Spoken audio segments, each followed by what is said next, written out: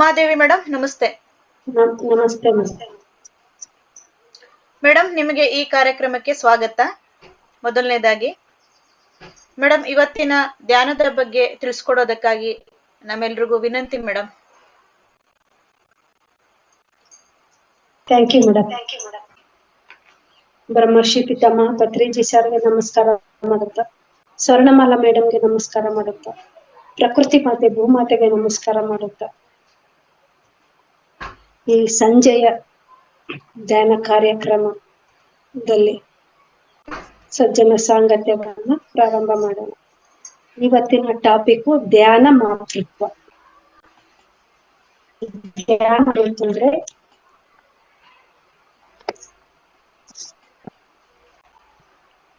ನೋಡಿ, ಯಾವಾಗ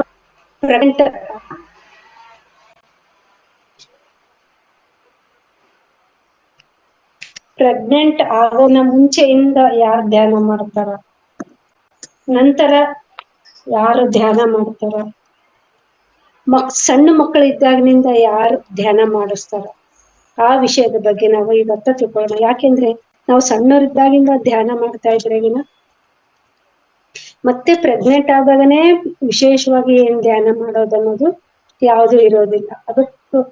ಅದಕ್ಕೋಸ್ಕರ ನಾವು ನೋಡ್ರಿ, ಮದ್ವೆಗೆ ಮುಂಚೆನೆ ನಾವು ಇನ್ನು ಧ್ಯಾನ ಶುರು ಮಾಡಿದ್ರೆ ಇನ್ನೂ ಎಷ್ಟು ಒಳ್ಳೇದು. ಯಾಕೆ ಅಂತಂದ್ರೆ ನಮ್ಮ ಜವಾಬ್ದಾರಿಗಳೇನು, ನಮ್ಮ ಕರ್ಮಗಳೇನು, ನಾವ್ ಯಾಕೆ ಈ ಮನೆಯಲ್ಲಿ ಹುಟ್ಟಿದೀವಿ, ನಾವ್ ಯಾಕೆ ಈ ಗಂಡನ್ನೇ ಸೆಲೆಕ್ಟ್ ಮಾಡ್ಕೊಂಡಿದೀವಿ ಅನ್ನೋ ವಿಷಯ ಎಲ್ಲ ಅಷ್ಟು ನಮ್ಗೆ ಮುಂಚೆನೆ ಅವಗಾಹನೆ ಆಗ್ತೈತೆ. ಇಲ್ಲ ಅಂತಂದ್ರೆ ಅವೆಲ್ಲ ಕ್ವಶನ್ಗಳು ನಮ್ಗೆ ಕ್ವಶನ್ ಆಗಿನೇ ನೋಡ್ಕೊಂತಾವ, ಏನು ಗೊತ್ತಾಗಲ್ಲ.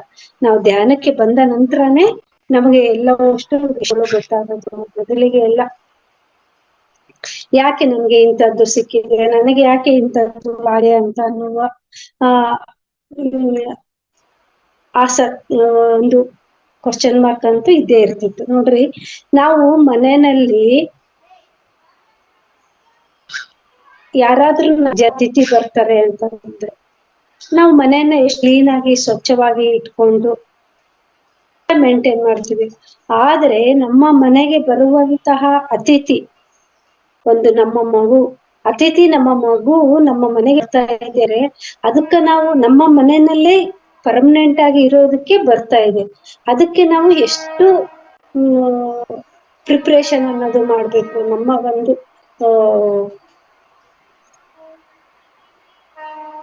ಆಲೋಚನೆಗಳು ಬದಲಾಗ್ಬೇಕು. ನಮ್ಮಲ್ಲಿ ಒಂದು ಗಂಡು ಮಗುನೇ ಆಗ್ಬೇಕು, ಹೆಣ್ಣು ಮಗು ಆಗ್ಬೇಕು ಅನ್ನುವ ಭೇದ ಭಾವ ಇದ್ದಂಗೆ ಯಾವ ಮಗು ಆದ್ರೂ ಸ್ವೀಕಾರ ಮಾಡುವ ಮನೋಭಾವನೆ ಇರ್ಬೇಕು. ಇಲ್ಲ ಅಂತಂದ್ರೆ ನಾನು ನೋಡ್ರಿ, ನಮ್ಗೆ ಗಂಡು ಮಗುನೇ ಬೇಕು, ನಮ್ಗೆ ಹೆಣ್ಣು ಮಗುನೇ ಬೇಕು ಅಂತ ನಾವು ಅನ್ಕೊಂಡಾಗ ಆ ಮಗುವು ನಾವ್ ಅನ್ಕೊಂಡಿದ್ದಕ್ಕೆ ವಿರುದ್ಧವಾಗಿ ಇದ್ರೆಗಿನ ಆ ಮಗುವಿಗೆ ಬಹಳ ಬೇಜಾರಾಗ್ತೈತಿ. ನೋಡ್ರಿ, ನಾವ್ ಎಲ್ಲಿಗಾದ್ರೂ ಹೋಗ್ತಾ ಇರ್ತೀವಿ, ನೀವ್ ಇಷ್ಟೇ ಜನ ಬರ್ರಿ, ನೀನ್ ಬರ್ಬೇಡ ನಮ್ಮ ಮನೆಗೆ ಅಂತಂದ್ರೆ ನಮ್ಗೆ ಹೆಂಗ್ ಬೇಜಾರಾಗಲ್ವೋ ಅದ್ರಂಗೆ ಆ ಮಗುಗೂ ಸಹಿತ ನಾವ್ ಅನ್ಕೊಂತೀವಿ, ಇದೇನು ಹೊಟ್ಟೆನಲ್ಲಿ ಸಣ್ಣ ಮಗು ಇದೆ, ಅದಕ್ಕೇನು ಗೊತ್ತಾಗೋದಿಲ್ಲ, ನಾವ್ ಏನಾದ್ರೂ ಮಾತಾಡ್ಬೋದು ಅಂತ ಅನ್ಕೊಂತೀವಿ. ಆದ್ರೆ ಅದು ಬಹಳ ಬಹಳ ಶುದ್ಧ ತಪ್ಪು. ಪ್ರೆಗ್ನೆಂಟ್ ಇದ್ದಾಗಿನಿಂದನೂ ನಾವು ಎಷ್ಟು ಅವೇರ್ ಆಗಿ ಇರ್ಬೇಕು. ನಾವು ಯಾರ್ಯಾರ ಜೊತೆಗೆ ಪ್ರೇಮದಿಂದ ಮಾತಾಡ್ತೀವಿ, ನಾವು ಯಾರ್ಯಾರ ಜೊತೆಗೆ ಒಂದು ಕೆಲಸಕ್ಕೆ ಬರುವಂತಹ ಮಾತಾಡ್ತೀವಿ, ಜ್ಞಾನದ ಮಾತುಗಳನ್ನ ಆಡ್ತೀವಿ, ಆ ರೀತಿಯಾಗಿ ನಾವು ಮಾತಾಡಿದಾಗ ನಮ್ಮ ಮಗು ಸಹಿತ ಆ ಸಂಸ್ಕಾರವನ್ನ ಕಲಿಯುತ್ತೆ. ಅದಕ್ಕೋಸ್ಕರ ಮಗು ಅನ್ನೋದು ಹುಟ್ಟುತ್ತೆ. ಆದ್ರೆ ಧ್ಯಾನಕ್ಕೆ ಬಂದ ನಂತರ ನಾವು ಯಾವಾಗ ಪ್ರೆಗ್ನೆಂಟ್ ಆಗಿರ್ತೀವಿ, ನಮ್ಮ ಮಗು ಗರ್ಭ ಧರಿಸೋದಕ್ಕಿಂತ ಮುಂಚೆಯಿಂದಾನೇ ಯಾರು ವೆಜಿಟೇರಿಯನ್ ಆಗಿ ಬದಲಾಗಿರ್ತಾರ, ಮೊದಲಿಗೆ ನೀವ್ ಏನಾದ್ರೂ ತಿನ್ಬಾರ್ದು, ಆದ್ರೆ ಒಂದೊಂದು ಗೊತ್ತಾಗಲ್ಲಲ್ಲ, ನಮ್ ಮನೇಲಿ ಎಲ್ಲಾರು ತಿಂತಾರೆ ಅನ್ನುವ ಒಂದು ಸಂಸ್ಕೃತಿ ಒಂದು ತಲೆಯಿಂದ ಹಂಗೆ ಬಂದಿರುತ್ತೆ. ಅದು ತಪ್ಪು ಅಂತ ಗೊತ್ತಿದ್ರು ವಿರೋಧ ಮಾಡುವಷ್ಟು ಸ್ವತಂತ್ರ ಇರೋದಿಲ್ಲ. ಅದಕ್ಕೋಸ್ಕರ ಅವರೆಲ್ಲ ಊಟ ಮಾಡ್ತಿರ್ತಾರೆ. ಯಾವಾಗ ಧ್ಯಾನ ಗೊತ್ತಾದ ನಂತರ ಪ್ರೆಗ್ನೆಂಟ್ ಆಗೋಕಿನ್ನ ವೆಜಿಟೇರಿಯನ್ ಆಗಿ ಬದಲಾವಣೆ ಆಗಿದ್ದಾಗ, ದಂಪತಿಗಳು ಇಬ್ರು ಧ್ಯಾನ ಮಾಡಿದಾಗ ಅಂತಹ ದಂಪತಿಗಳನ್ನ ಅದು ಒಳ್ಳೊಳ್ಳೆ ಸೋಲ್ಗಳು ಸೆಲೆಕ್ಟ್ ಮಾಡ್ಕೊಂತಾರೆ. ಅದಕ್ಕೋಸ್ಕರ ಎಷ್ಟೋ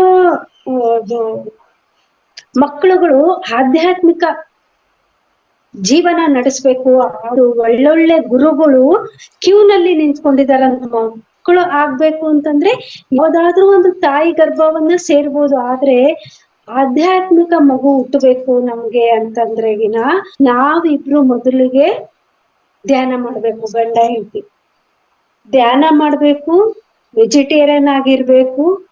ಮತ್ತೆ ಈ ಮಗು ನನ್ನ ಗರ್ಭದಲ್ಲಿ ಬಂದಿನಿಂದ ನನ್ನ ಒಂದು ಸಂಸ್ಕಾರವನ್ನ ಕಲಿತಾ ಇದೆ ಅನ್ನುವ ಅರಿವಿಂದ ಕೂಡ್ಕೊಂಡು ನಾವು ಗಂಡ ಹೆಂಡತಿ ಜಗಳ ಮಾಡೋದಾಗ್ಲಿ, ಅವನ ಜೊತೆ ಜಗಳ ಮಾಡೋದಾಗ್ಲಿ, ಅವೆಲ್ಲ ನಾವು ಮಾಡಿದ್ರೆ ಏನಾಗ್ತೈತೆ, ಆ ಮಗುವಿಗೆ ತುಂಬಾ ಬೇಜಾರಾಗ್ತೈತೆ. ಏನಪ್ಪ ಇವ್ರು ವೆಜಿಟೇರಿಯನ್ನು ಏನ್ ಧ್ಯಾನ ಮಾಡ್ತಾ ಇದಾರೆ ಅಂತ ನಾನು ಇಲ್ಲಿ ಬಂದಿನಿ. ಆದ್ರೆ ನೋಡ್ರಿ, ಒಂದು 3 ವರ್ಷ 4 ವರ್ಷದ ತನಕ ಆ ಮಕ್ಕಳಲ್ಲಿ ಮೇಲಿನ ಲೋಕದ ಕನೆಕ್ಷನ್ ಅನ್ನೋದಿರುತ್ತೆ. ಅವಾಗ ಆ ಮಕ್ಕಳು ಏನಾದ್ರೂ ಒಂದು ಪಾಠ ಕಲಿಯೋದಕ್ಕೆ ಅಂತ ಇಲ್ಲಿ ಬಂದಾಗ ಅವಾಗ ಏನು ಅನ್ಸಲ್ಲ ಮಕ್ಕಳಿಗೆ, ನಾನು ಧ್ಯಾನ ಮಾಡ್ತಾ ಇದ್ದೀನಿ, ನನಗೆ ಮೇಲಿನ ಲೋಕದ ಕನೆಕ್ಷನ್ ಐತೆ, ನಾನು ಯಾವ ರೀತಿಯಾಗಿ ಬೇಕಾದ್ರೂ ನನ್ನ ಜೀವನವನ್ನ ರೂಪಿಸ್ಕೋಬಹುದು ಅಂತ ಅನ್ಕೊಂಡಿರ್ತೈತೆ. ಆದ್ರೆಗಿನ 4 ವರ್ಷ ಆದ ನಂತರ ಮೇಲಿನ ಲೋಕದ ಕನೆಕ್ಷನ್ ಅನ್ನೋದು ಕಟ್ ಆಗೋಗ್ತೈತೆ. ಅವಾಗ ಏನಾಗುತ್ತೆ, ತಾಯಿಯೇ ಪ್ರಥಮ ಗುರು ಅಂತ ನಾವು ಹೇಳ್ತೀವಿ. ಆ ತಾಯಿ ಪ್ರಥಮ ಗುರು ಆಗಿದ್ದಾಗ ಆ ತಾಯಿ ಒಂದು ಒಳ್ಳೆಯ ಸಂಸ್ಕಾರ, ಧ್ಯಾನ, ಒಂದು ಸಜ್ಜನ ಸಾಂಗತ್ಯದ ಜೊತೆಗೆ ಕೂಡಿ ಇಟ್ಕೊಂಡು ಯಾವಾಗ ಸ್ವಾಧ್ಯಾಯಗಳನ್ನ ಮಾಡ್ತಾ ಇದ್ದಾಗ ಆ ತಾಯಿ ಒಂದು ಮಗುವನ್ನ ಒಳ್ಳೆಯ ರೀತಿಯಲ್ಲಿ ಬೆಳೆಸೋದಕ್ಕೆ ಸಾಧ್ಯ ಆಗತ್ತೆ. ಆವಾಗ ಆ ಮಗುವಿಗೆ ಆ ಪರಿಸರ ತಾನು ಒಂದು ದೊಡ್ಡ ಗುರುವಾಗಿ ಬೆಳಿಬೇಕು ಅಂತ ಅನ್ಕೊಂಡು ಬಂದಿದ್ರೆ ಈ ಭೂಮಿ ಮೇಲೆ ಆ ಒಂದು ಪರಿಸರದ ವಾತಾವರಣದಿಂದ ಆ ಮಗು ಚೆನ್ನಾಗಿ ಬೆಳೆಯೋದಕ್ಕೆ ಸಾಧ್ಯ ಆಗುತ್ತೆ. ಇಲ್ಲ ಅಂತಂದ್ರೆ ಒಂದು ಕೆಟ್ಟ ತಾಯಿ ಇರ್ಬೋದು, ಅವರು ಯಾವಾಗ್ಲೂ ಒಂದು ಜಗಳ ಆಡ್ತಾ ಇರ್ಬೋದು. ನೋಡ್ರಿ, ಯಾವಾಗ್ಲೂ ಒಂದು ಗಂಡ ಹೆಂಡತಿ ಜಗಳ ಆಡ್ತಾ ಇದ್ರೆ ಮತ್ತೆ ಸಣ್ಣ ಮಗು ಇದೆ, ನಮ್ಗೆ ಆ ಮಗು ಏನನ್ನ ಗೊತ್ತಾಗಲ್ಲ. ಆ ಮಗುವಿಗೆ ನಾವು ಮಾತಾಡಿದ್ದು, ನಾವು ಜಗಳ ಮಾಡಿದ್ದು ಅದೇನ್ ಸಣ್ಣ ಮಗು ಅಂತ ನಾವ್ ಅನ್ಕೊಂತೀವಿ. ಆದ್ರೆ ನಾವು ಮಗು ಹೊಟ್ಟೆನಲ್ಲಿ ಇದ್ದಾಗಿನಿಂದನೂ ನಾವು ಗಂಡ ಹೆಂಡತಿ ಆಗಿರ್ಬೋದು, ಮನೆಯ ವಾತಾವರಣದಲ್ಲಿ ಆಗಿರ್ಬೋದು, ಅತ್ತೆ ಮಾವ ಪ್ರತಿಯೊಬ್ರು ಈ ರೀತಿಯಾಗಿ ಜಗಳ ಮಾಡ್ತಾ ಇದ್ರೆಗಿನ ಆ ಮಗುವಿಗೆ ಹುಟ್ಟೋಕಿನ ಮುಂಚೆಯಿಂದನೇ ಆ ಜಗಳಗಳನ್ನೆಲ್ಲ ಕೇಳಿ ತಲೆ ಚಿಟ್ಟಿಡ್ದಂಗಾಗಿ ಮೈಗ್ರೇನ್ ಅಂತ ನಾವೇನ್ ಕರಿತೀವಲ್ಲ ತಲೆನೋವಿಗೆ, ಆ ಒಂದು ಮೈಗ್ರೇನ್ ಬರೋದಕ್ಕೆ ಸಾಧ್ಯ ಆಗುತ್ತೆ. ನೋಡ್ರಿ, ಇವಾಗ ನಮ್ಗೆ ಧ್ಯಾನ ಗೊತ್ತಾಗಿದೆ, ಈ ಜ್ಞಾನ ಗೊತ್ತಾಗಿದೆ. ಗೊತ್ತಾಗಿ ಧ್ಯಾನ ಮಾಡಿ ಇದ್ದಾಗ ಮಾತ್ರ ಆ ಮಗು ಹುಟ್ಟೋಕಿನ್ನ ಮುಂಚೆನೆ ನಾವು ಧ್ಯಾನ ಮಾಡ್ತಾ ಇದ್ರಿಗಿನ ನಾವು ಎಷ್ಟೋ ಕರ್ಮಗಳನ್ನ ನಮ್ಮ ಕರ್ಮಗಳನ್ನ ಕಳ್ಕೋಬಹುದು, ನಮ್ಮ ಮಗುವಿನೂ ಎಷ್ಟೋ ಕರ್ಮಗಳು ಇರ್ತಾವ ನಮ್ಮ ಗರ್ಭದಲ್ಲಿ ಸೇರ್ಕೊಂಡಿದೆ.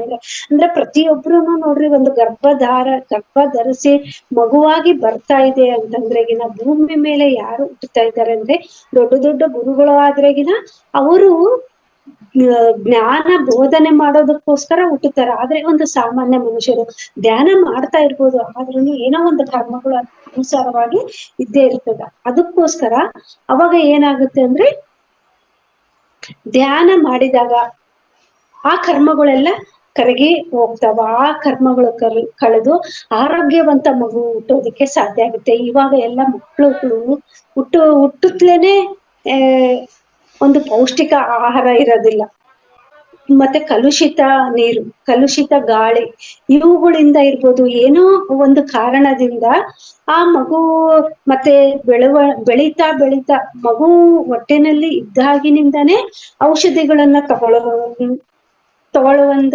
ಪ್ರಭಾವದಿಂದ ಇರ್ಬೋದು.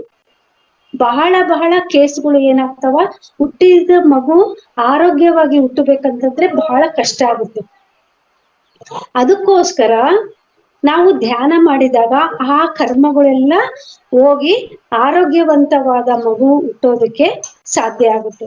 ಮತ್ತೆ ಇನ್ನೊಂದು, ಮಕ್ಕಳು ಎಷ್ಟೇ ಅವರು ತಂದೆ ತಾಯಿಗಳು ಧ್ಯಾನ ಮಾಡಿದ್ರು ಆ ಮಗು ಹುಟ್ಟಿದಾಗ ಇದು ಇಂಟೆನ್ಸಿವ್ ಕೇರ್ ಅಂತ ಹೇಳ್ತೀವಲ್ಲ, ಆ ಬಾಕ್ಸ್ ಒಳಗ ಮಕ್ಕಳನ್ನ ಇಡುವಂತಹ ಪರಿಸ್ಥಿತಿನೂ ಬಂದಿರ್ತದ. ಯಾಕಪ್ಪ ನಾವು ಇಷ್ಟು ಧ್ಯಾನ ಮಾಡಿದ್ರೂ ಮತ್ತೆ ನಮ್ಗೆ ಯಾಕೆ ಇಂತ ಅನಾರೋಗ್ಯದ ಮಗು ಹುಟ್ಟಿದೆ ಅಂತಂದ್ರೆಗಿನ ನೀವು ಇನ್ನೂ ಧ್ಯಾನ ಜಾಸ್ತಿ ಮಾಡ್ಬೇಕಾಗಿತ್ತು. ಅಷ್ಟು ನೀವು ಧ್ಯಾನ ಮಾಡಿದ್ದಕ್ಕೆ ಇನ್ನ ಎಷ್ಟೋ ಅನಾರೋಗ್ಯದಿಂದ ಬಳಲಬೇಕಾಗಿರುವಂತ ಮಗು ಕಡಿಮೆ ಅನಾರೋಗ್ಯದಿಂದ ಬಳಲಿ ಆರಾಮ್ ಆಗ್ತಾ ಇದೆ ಅಂತಾನು ಅರ್ಥ ಆಗುತ್ತೆ. ಈ ರೀತಿಯಾಗಿ ಪ್ರೆಗ್ನೆಂಟ್ ಇದ್ದಾಗ 4 ತಾಸು 5 ತಾಸು ಧ್ಯಾನ ಮಾಡ್ತಾ ನಂತರ ಮ್ಯೂಸಿಕ್, ಬರೇ ಮ್ಯೂಸಿಕ್ ಕೇಳ್ತಾ ಇರ್ಬೇಕು. ಮ್ಯೂಸಿಕ್ ಅಂದ್ರೆ ನಾವು ಟಿವಿನಲ್ಲಿ ಬರುವಂತ ಪಾಪ್ ಮ್ಯೂಸಿಕ್ ಅಂತವಲ್ಲ. ಯಾವಾಗ ಇದು ತಬಲಾ ಆಗ್ಲಿ, ಹಾರ್ಮೋನಿಯಂ, ಪಿಯಾನೋ ಅಂತವೆಲ್ಲ ಇರ್ತಾವಲ್ಲ, ಅಂತಹ ಮ್ಯೂಸಿಕ್ನೇ ನಾವು ಯಾವಾಗ್ಲೂ ಕೇಳ್ತಾ ಇದ್ದು ಎಷ್ಟು ಸಾಧ್ಯ ಆಗುತ್ತೋ ಅಷ್ಟು ನಾವು ಮೌನವನ್ನ ವಹಿಸುತ್ತಾ ಇದ್ರೆಗಿನ ಅವಾಗ ನಾರ್ಮಲ್ ಡೆಲಿವರಿ ಆಗುವ ಚಾನ್ಸಸ್ ತುಂಬಾ ಜಾಸ್ತಿ ಇರುತ್ತೆ ಅಂತ ಹೇಳ್ತಾರೆ. ನೋಡ್ರಿ, ನಾವು ಏನಾದ್ರೂ ಮಾತಾಡಿದ್ರೆ ಇನ್ನೊಬ್ರು ಮನಸ್ಸು ನೋಯಿಸಿದ್ರೆಗಿನ ಅವರು ನಮ್ಗೆ ಆಟೋಮೆಟಿಕ್ ಆಗಿ ಮಾತಾಡ್ತಾರೆ. ನಾವು ಯಾರಿಗೂ ಏನು ಮಾತಾಡಿಲ್ಲ, ನಾವು ಯಾರ ಮನಸ್ಸನ್ನು ನಾವು ನೋಯಿಸಿಲ್ಲ ಅಂತಂದ್ರೆಗಿನ ಅಲ್ಲಿ ಯಾವುದೇ ಇನ್ನೊಬ್ರಿಗೆ ಮನಸ್ಸು ನೋಯಿಸುವಂತದ್ದು ಇರೋದಿಲ್ಲ. ಮಗು ಸಹಿತ ಆರಾಮಾಗಿ ಸಂಗೀತವನ್ನ ಕೇಳ್ಕೊಂತ ಅದು ಆರಾಮಾಗಿ ಇದ್ದು ಬಿಡ್ತೈತೆ. ಮತ್ತೆ ಒಂದೊಂದು ಮಕ್ಕಳು ಒಂದು 3 ತಿಂಗಳಲ್ಲಿ 4 ತಿಂಗಳಲ್ಲಿ ಅಬಾರ್ಷನ್ ಆಗಿ ಹೋಗ್ಬಿಡ್ತಾವ.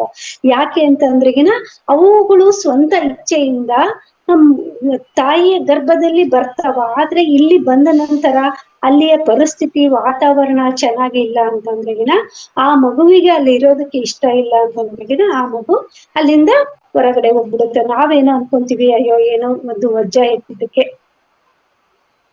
ಅಬಾರ್ಷನ್ ಆಗಿದೆ, ಮತ್ತೆ ಇನ್ನೊಂದು ಕಾರಣದಿಂದ ಏನೋ ತಿಂದಿದ್ದಕ್ಕೆ ಅಬಾರ್ಷನ್ ಆಗಿದೆ ಅಂತ ಅನ್ಕೋತೀವಿ. ಆದ್ರೆ ಒಳಗಿನ ಕಾರಣಗಳು ಬೇರೆ ಬೇರೆ ಏನೇನೋ ಇರ್ತಾವ. ಈ ರೀತಿಯಾದ ಎಲ್ಲ ಕಾರಣಗಳು ಇರ್ತಾವ. ಆಂಧ್ರದಲ್ಲಿ ಒಬ್ರು ಕೃಷ್ಣ ಮೋಹನ್ ಸಾರ್ ಅಂತ ಇದ್ದಾರೆ. ಅವ್ರ ಮಿಸ್ಸಸ್ ಸೌಮ್ಯ ಅಂತ. ಅವರು ಮದುವೆ ಆದ ನಂತರ ಧ್ಯಾನ ಕಲ್ತ್ಕೊಂಡ್ರು. ಧ್ಯಾನ ಕಲ್ತ ನಂತರ ಅವ್ರಪ್ಪ ಧ್ಯಾನ ಹೇಳಿಕೊಟ್ರಂತೆ, ಹಿಂಗ ಧ್ಯಾನ ಮಾಡ್ಬೇಕು ಅಂತ. ಪ್ರೆಗ್ನೆಂಟ್ ಆದ್ರು.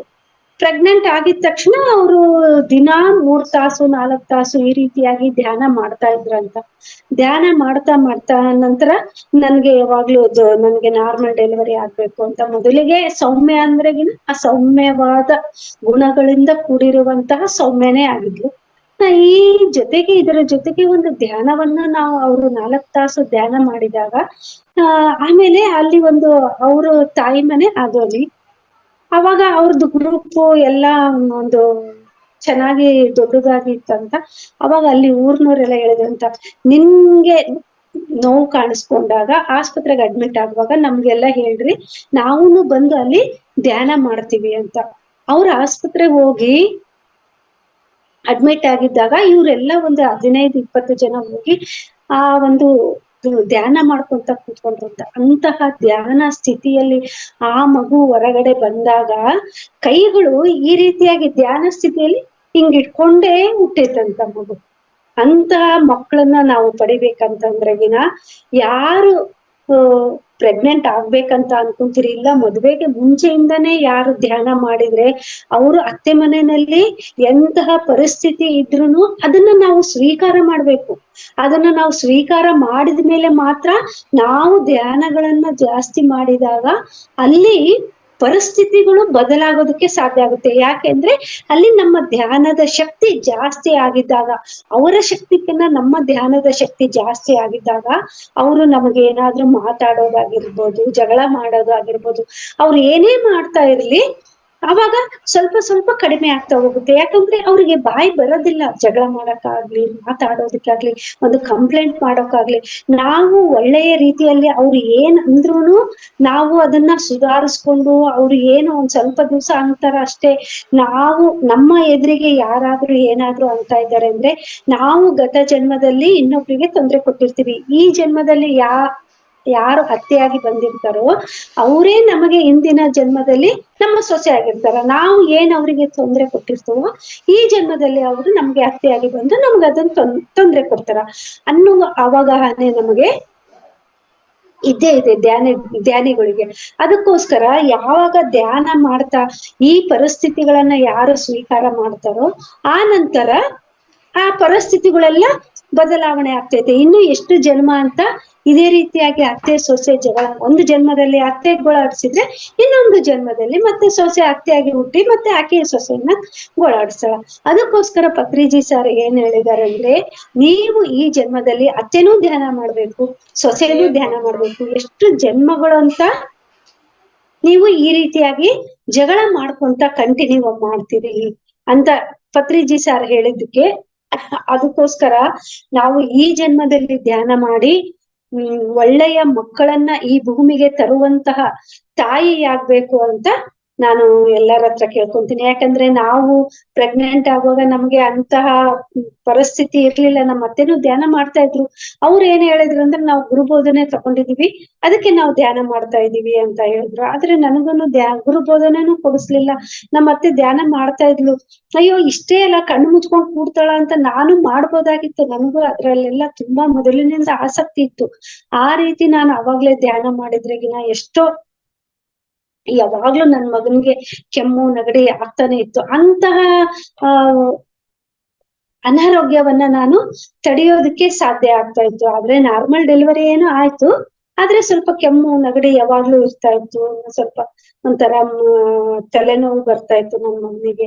ಈ ರೀತಿಯಾದ ಎಲ್ಲವನ್ನು ನಾವು ತಪ್ಪಿಸೋದಕ್ಕೆ ಎಲ್ಲ ನಮ್ಮ ಕೈಯಲ್ಲಿನೇ, ನಮ್ಮ ಜೀವನ ನಮ್ಮ ಕೈಯಲ್ಲಿನೇ ಇದೆ. ನಾವು ಯಾವ ರೀತಿಯಾಗಿ ಬೇಕಾದ್ರೂ ಬದಲಾವಣೆ ಮಾಡ್ಕೋಬಹುದು. ಇಂತಹ ಪರಿಸ್ಥಿತಿಗಳಲ್ಲಿ ಇನ್ನೊಬ್ರು ಅವರು ಪ್ರೆಗ್ನೆಂಟ್ ಆಗಿದ್ದಾಗಿನಿಂದನೂ ಧ್ಯಾನ ಮಾಡ್ತಾ ಇದ್ರಂತ. ಧ್ಯಾನ ಮಾಡಿದ್ರು ಮತ್ತೆ ಅವ್ರ ಮಗು ಹುಟ್ಟಿದಾಗ ಅವ್ರಿಗೆ ಮತ್ತೆ ಇಂಟೆನ್ಸಿವ್ ಕೇರ್ ನಲ್ಲಿ ಅದು ಒಂದು ಬಾಕ್ಸ್ ಅಂತ ಇರುತ್ತಲ್ಲ, ಆ ಬಾಕ್ಸ್ ನಲ್ಲಿ ಇಡ್ಬೇಕಾಗಿ ಬಂದಂತ ಅವ್ರ ಮಗುನ. ಬಾಕ್ಸ್ ನಲ್ಲಿ ಇಟ್ಟಾಗನು ಆ ಮಗು ಧ್ಯಾನ ಸ್ಥಿತಿಯಲ್ಲಿನೇ ಇರ್ತಾ ಇತ್ತಂತ. ಹಾಲು ಕುಡಿಸುವಾಗ ಮಾತ್ರ ಮಗುನ ಕರ್ಕೊಂತಿದ್ರಂತ, ಮತ್ತೆ ಅದ್ರಲ್ಲೇ ಮಲಗಿಸ್ತಾ ಇದ್ರಂತ. ನೋಡ್ರಿ, ನಾವು ಧ್ಯಾನ ಮಾಡೋದಲ್ದ ನಮ್ಮ ಮಗು, ಹುಟ್ಟಿದ ಮಗು ಸಹಿತ ಆ ರೀತಿಯಾಗಿ ಧ್ಯಾನ ಸ್ಥಿತಿಯಲ್ಲಿ ಇದ್ದಾಗ ಆ ಮಗುವಿನ ಕರ್ಮಗಳನ್ನ ಎಷ್ಟು ಕಳೆದುಕೊಂಡಿರ್ತೈತೆ, ಎಲ್ಲವನ್ನು ನಾವು ಕಳ್ಕೊಳೋದಕ್ಕೆ ಸಾಧ್ಯ ಅಂತ. ಮತ್ತೆ ಆ ಮಗು ಎಲ್ಲ ಆರಾಮಾಯ್ತು, ಮನೆಗ್ ಬಂದ್ರಂತ. ಆ ಮನೆಗೆ ಬಂದ ನಂತರ ಒಂದು 7 ತಿಂಗಳು 8 ತಿಂಗಳು ಆದ ನಂತರ ಒಂದ್ ಸ್ವಲ್ಪ ಏನಾದ್ರು ಕೆಮ್ಮು ಬರ್ಲಿ, ಒಂದು ಶೀತ ಆಗ್ಲಿ, ಜ್ವರ ಬರ್ಲಿ, ಏನಾದ್ರು ಬಂದ್ರೆಗಿನ ಅವಾಗ ಬಾಯಿ ಸನ್ನೆಯಿಂದಾನೇ ಹೇಳ್ತಾ ಇತ್ತಂತ, ಹ್ಞೂ ಅಂತ.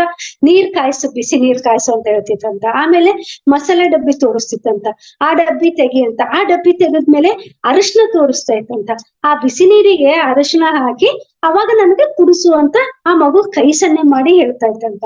ಆ ರೀತಿ ಮಾಡಿದಾಗ ಆ ಸಣ್ಣ ಮಗು ಔಷಧಿ ಏನು ತಗೊಳ್ಳಾರ್ದಂಗೆ ತನ್ನ ಕೆಮ್ಮು, ತನ್ನ ಶೀತವನ್ನ ತಾನೇ ಕಡಿಮೆ ಮಾಡ್ಕೊಂತ ಇತ್ತಂತ. ನೋಡ್ರಿ, ಧ್ಯಾನ ಮಾಡಿ ಮಗುವನ್ನ ಇರೋದ್ರಿಂದ ನಾವು ಎಷ್ಟು ಜ್ಞಾನವನ್ನ ಕಲಿಯೋದಕ್ಕೆ ಸಾಧ್ಯ, ಮತ್ತೆ ಆಸ್ಪತ್ರೆಗಳಿಗೆ ಹೋಗ್ಲಾರ್ದಂಗ ನಮ್ಮ ಆರೋಗ್ಯವನ್ನ ನಾವು ಕಾಪಾಡ್ಕೊಳ್ಳೋದಕ್ಕೆ ಸಾಧ್ಯ. ಮತ್ತೆ ಮಕ್ಕಳಿಗೆ ಜ್ವರಗಳು ಬಂದಿರ್ತಾ ಇಲ್ಲ.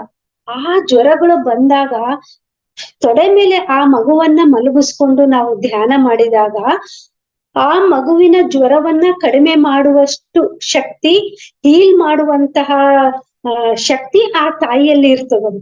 ಅದಕ್ಕೆ ನಾವು ನಮ್ಗೆ ಅವಾಗ ಸುಮ್ನೆ ತೊಡೆ ಮೇಲೆ ಹಾಕೊಂಡು ಮಲಕೊಂಡ್ರೆ ಆ ಮಗು ಸುಮ್ನೆ ಇರ್ತಾ ಇತ್ತು. ನಮಗ್ ಗೊತ್ತಿರ್ಲಿಲ್ಲಲ್ಲ ಅವಾಗ ಧ್ಯಾನ ಮಾಡ್ಬೇಕು ತೊಡೆ ಮೇಲೆ ಮಗುವನ್ನ ಹಾಕೊಂಡು, ಅವಾಗ ಆ ಜ್ವರ ಕಡಿಮೆ ಆಗ್ತದೆ ಅನ್ನೋದು ಗೊತ್ತಿರ್ಲಿಲ್ಲ. ಅದಕ್ಕೋಸ್ಕರ ಇವಾಗ ಏನಂದ್ರೆಗಿನ ಆ ಮಗುವನ್ನ ನಾವು ತೊಡೆ ಮೇಲೆ ಹಾಕೊಂಡು ಧ್ಯಾನ ಮಾಡಿದಾಗ ಆ ಮಗುನು ಧ್ಯಾನ ಮಾಡಿದಂಗ ಆಗ್ತದೆ. ಆ ಎನರ್ಜಿನೂ ಆ ಮಗುವಿಗೆ ಬಂದು ಆ ಮಗು ಸಂಪೂರ್ಣ ಜ್ವರದಿಂದ ವಿಮುಕ್ತಿ ಆಗೋದಕ್ಕೆ ಸಾಧ್ಯ ಆಗುತ್ತೆ.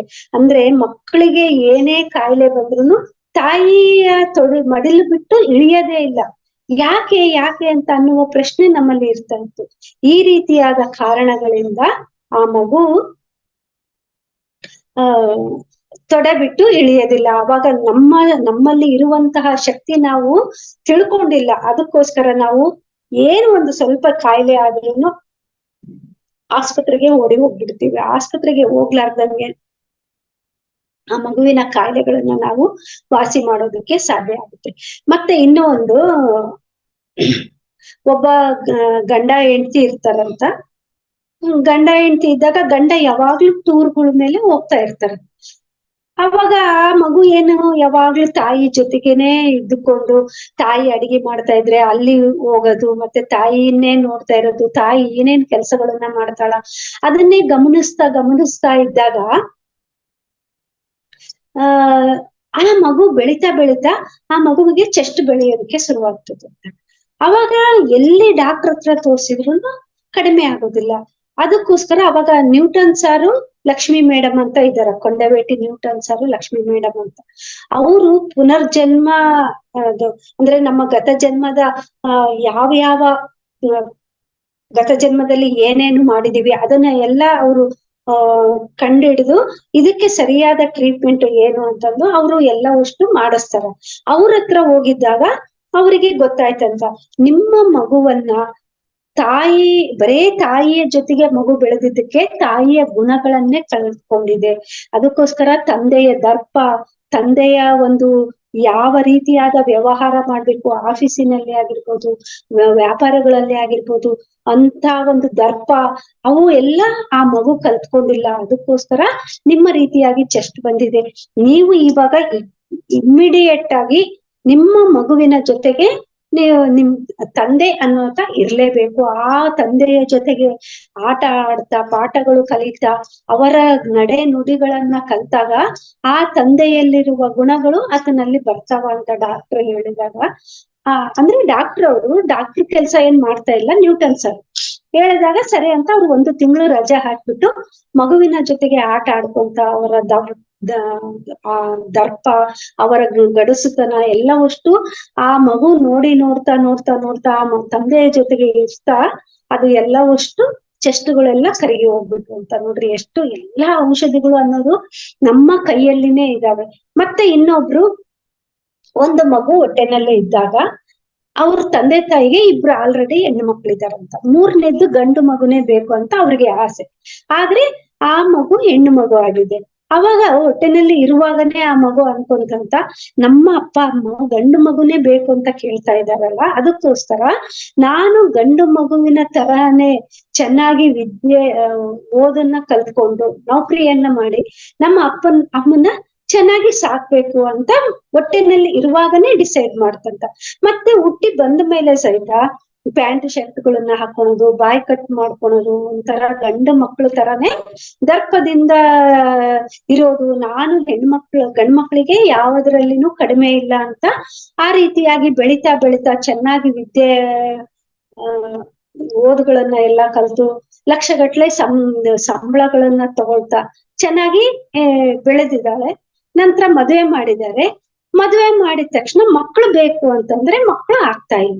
ಎಷ್ಟು ಜನ ಡಾಕ್ಟ್ರಿಗೆ ತೋರ್ಸಿದ್ರು ಮಕ್ಳು ಆಗ್ತಿಲ್ಲ. ಯಾಕೆ ಅಂತಂದ್ರೆ ಆ ಮಗು ಹೊಟ್ಟೆನಲ್ಲಿ ಇರುವಾಗನೇ ಡಿಸೈಡ್ ಮಾಡ್ಕೊಂಡ್ಬಿಟ್ಟಿದೆ, ನಾನು ಗಂಡು ಮಕ್ಳ ತರಾನೇ ಬೆಳಿಬೇಕು, ಗಂಡು ಮಕ್ಳ ತರಾನೇ ಓದ್ಬೇಕು, ನೌಕರಿಗಳನ್ನ ಮಾಡ್ಬೇಕು, ನಮ್ಮ ಅಪ್ಪ ಅಮ್ಮನ ಚೆನ್ನಾಗಿ ನೋಡ್ಕೋಬೇಕು ಅಂತ. ಅಲ್ಲಿ ಸ್ತ್ರೀ ತತ್ವವನ್ನ ಸ್ವೀಕಾರ ಮಾಡಿಲ್ಲ. ಅದಕ್ಕೋಸ್ಕರ ಅದನ್ನ ಎಲ್ಲ ಅವರು ಕಂಡಿಡಿದು, ನೀನು ಸ್ತ್ರೀ ತತ್ವವನ್ನ ನೀನು ಇವಾಗ ಸ್ವೀಕಾರ ಮಾಡಿದ್ರೆ ಮಾತ್ರ ನಿನಗೆ ಮಕ್ಕಳಾಗ್ತವ, ಇಲ್ಲ ಅಂತಂದ್ರೆಗಿನ ಆಗೋದಿಲ್ಲ. ನೋಡ್ರಿ, ನಾವು ಎಣ್ಣೆ ಆಗಿರ್ಬೋದು, ಎಷ್ಟೇ ವಿದ್ಯೆ ಇರ್ಬೋದು, ಎಷ್ಟೇ ಸಂಬಳಗಳನ್ನ ತಗೊಳ್ತಾ ಇರ್ಬೋದು, ನಾವು ಒಂದು ಹೆಣ್ಣು ಅನ್ನೋದನ್ನ ನಾವು ಮರಿಬಾರ್ದು. ನಮ್ಮ ಸ್ತ್ರೀ ತತ್ವವನ್ನ ನಾವು ಸ್ವೀಕಾರ ಮಾಡ್ಲಿಲ್ಲ ಅಂತಂದ್ರೆ ಎಷ್ಟೆಷ್ಟು ಅನಾಹುತಗಳು ಆಗ್ತಾವ ಅನ್ನೋದಕ್ಕೆ ಇವೆಲ್ಲ ಉದಾಹರಣೆಗಳು. ಅವಾಗ ಆಕೆ ಸ್ತ್ರೀ ತತ್ವವನ್ನ ಸ್ವೀಕಾರ ಮಾಡಿ, ನಾನು ಈ ರೀತಿ ನಾನು ಅನ್ಕೋಬಾರ್ದಾಗಿತ್ತು. ನೋಡ್ರಿ, ಹುಟ್ಟೋದು ನಮ್ಮ ಕೈನಲ್ಲಿಲ್ಲ. ಈ ಹೆಣ್ಣು ಆಗಿ ಹುಟ್ಟುತ್ತಾ ಇದೀವ, ಗಂಡಾಗಿ ಹುಟ್ಟುತ್ತಾ ಇದೀವ ಅಂತ ಮೇಲೆ ಬರೋದಕ್ಕಿಂತ ಮುಂಚೆನೆ ನಾವೆಲ್ಲ ಡಿಸೈಡ್ ಮಾಡ್ಕೊಂಡು ಬಂದಿರ್ತೀವಿ. ಬಂದ ಮೇಲೆ ಇಲ್ಲಿ ಆಲೋಚನೆಗಳನ್ನ ಬದ್ಲಿ ಮಾಡ್ಕೊಂಡ್ರೆ ಅದು ನಮ್ಮದೇ ತಪ್ಪಾಗ್ತೈತಿ. ಅವಾಗ ಆಕಿ ಪ್ರೆಗ್ನೆಂಟ್ ಆಗಿ ಮತ್ತೆ ಒಂದು ಮಗುವನ್ನ ಹೆತ್ತಳಂತ. ಆ ರೀತಿಯಾಗಿ ಎಷ್ಟೋ ಘಟನೆಗಳು ಈ ರೀತಿಯಾಗಿ ನಡೀತಾ ಇರ್ತೈತಿ. ಮತ್ತೆ ಒಂದು ಮಗು ತಾಯಿಯ ಗರ್ಭದಲ್ಲಿ ಸೇರಿದೆ ಅಂದಾಗ ಅವಾಗಿನಿಂದನೂ 1-2 ತಿಂಗಳು 3 ತಿಂಗಳು ಆಗಿದ ತಕ್ಷಣನೇ ತವ್ರ ಮನೆಗೆ ಹೋಗ್ಬಾರ್ದು. ಆ ತವ್ರ ಮನೆಗೆ ಹೋಗ್ಬಿಟ್ರೆ ಅತ್ತೆ ಮನೆಯ ವಾತಾವರಣ, ಅವರ ಪ್ರೀತಿ, ತಂದೆಯ ಪ್ರೀತಿಯಿಂದ ಆ ಮಗು ವಂಚಿತವಾಗ್ಬಿಡ್ತೈತಿ. ಅದಕ್ಕೋಸ್ಕರ ಆದಷ್ಟು ಒಂದ್ ಸ್ವಲ್ಪ ದಿವಸ ಹೋಗ್ಬೇಕು, ರೆಸ್ಟ್ ಅಂದಾಗ ಒಂದ್ 2 ತಿಂಗಳು ಹೋಗ್ಬೇಕು, ಮತ್ತೆ ಬರ್ಬೇಕು. ಈ ರೀತಿಯಾಗಿ ಹೋಗ್ತಾ ಬರ್ತಾ ಇದ್ದಾಗ ಅತ್ತೆಯ ಮನೆಯ ಒಂದು ಅತ್ತೆಯ ಪ್ರೀತಿ ಆಗ್ಲಿ, ತಾತನ ಪ್ರೀತಿ ಆಗ್ಲಿ, ಗಂಡನ ಪ್ರೀತಿಯನ್ನ ಎಲ್ಲವಷ್ಟು ಇಲ್ಲಿನೂ ಯಾವ ರೀತಿಯಾಗಿ ನಾನು ಈ ಮನೆಯಲ್ಲಿ ಜೀವನ ಮಾಡ್ಬೇಕು ಅನ್ನುವ ಪಾಠಗಳು ಇರ್ತಾವ. ಯಾರಾದ್ರೂ ತಪ್ಪು ಮಾಡ್ತಾ ಇದ್ರೆ ಈ ರೀತಿಯಾಗಿ ತಪ್ಪು ಮಾಡ್ತಾ ಇದ್ದಾರೆ, ಈ ರೀತಿಯಾಗಿ ನಾನು ಜೀವನ ಮಾಡಬಾರ್ದು. ಯಾರಾದ್ರೂ ಸರಿಯಾದ ಮಾರ್ಗದಲ್ಲಿ ಇದ್ದಾಗ ನಾನು ಇದೇ ರೀತಿಯಾಗಿ ನನ್ನ ಜೀವನವನ್ನ ಮುಂದುವರಿಸ್ಬೇಕು ಅನ್ನುವ ಪಾಠವನ್ನ ಆ ಮಗು ಕಲಿಯೋದಕ್ಕೆ ಸಾಧ್ಯ ಆಗುತ್ತೆ.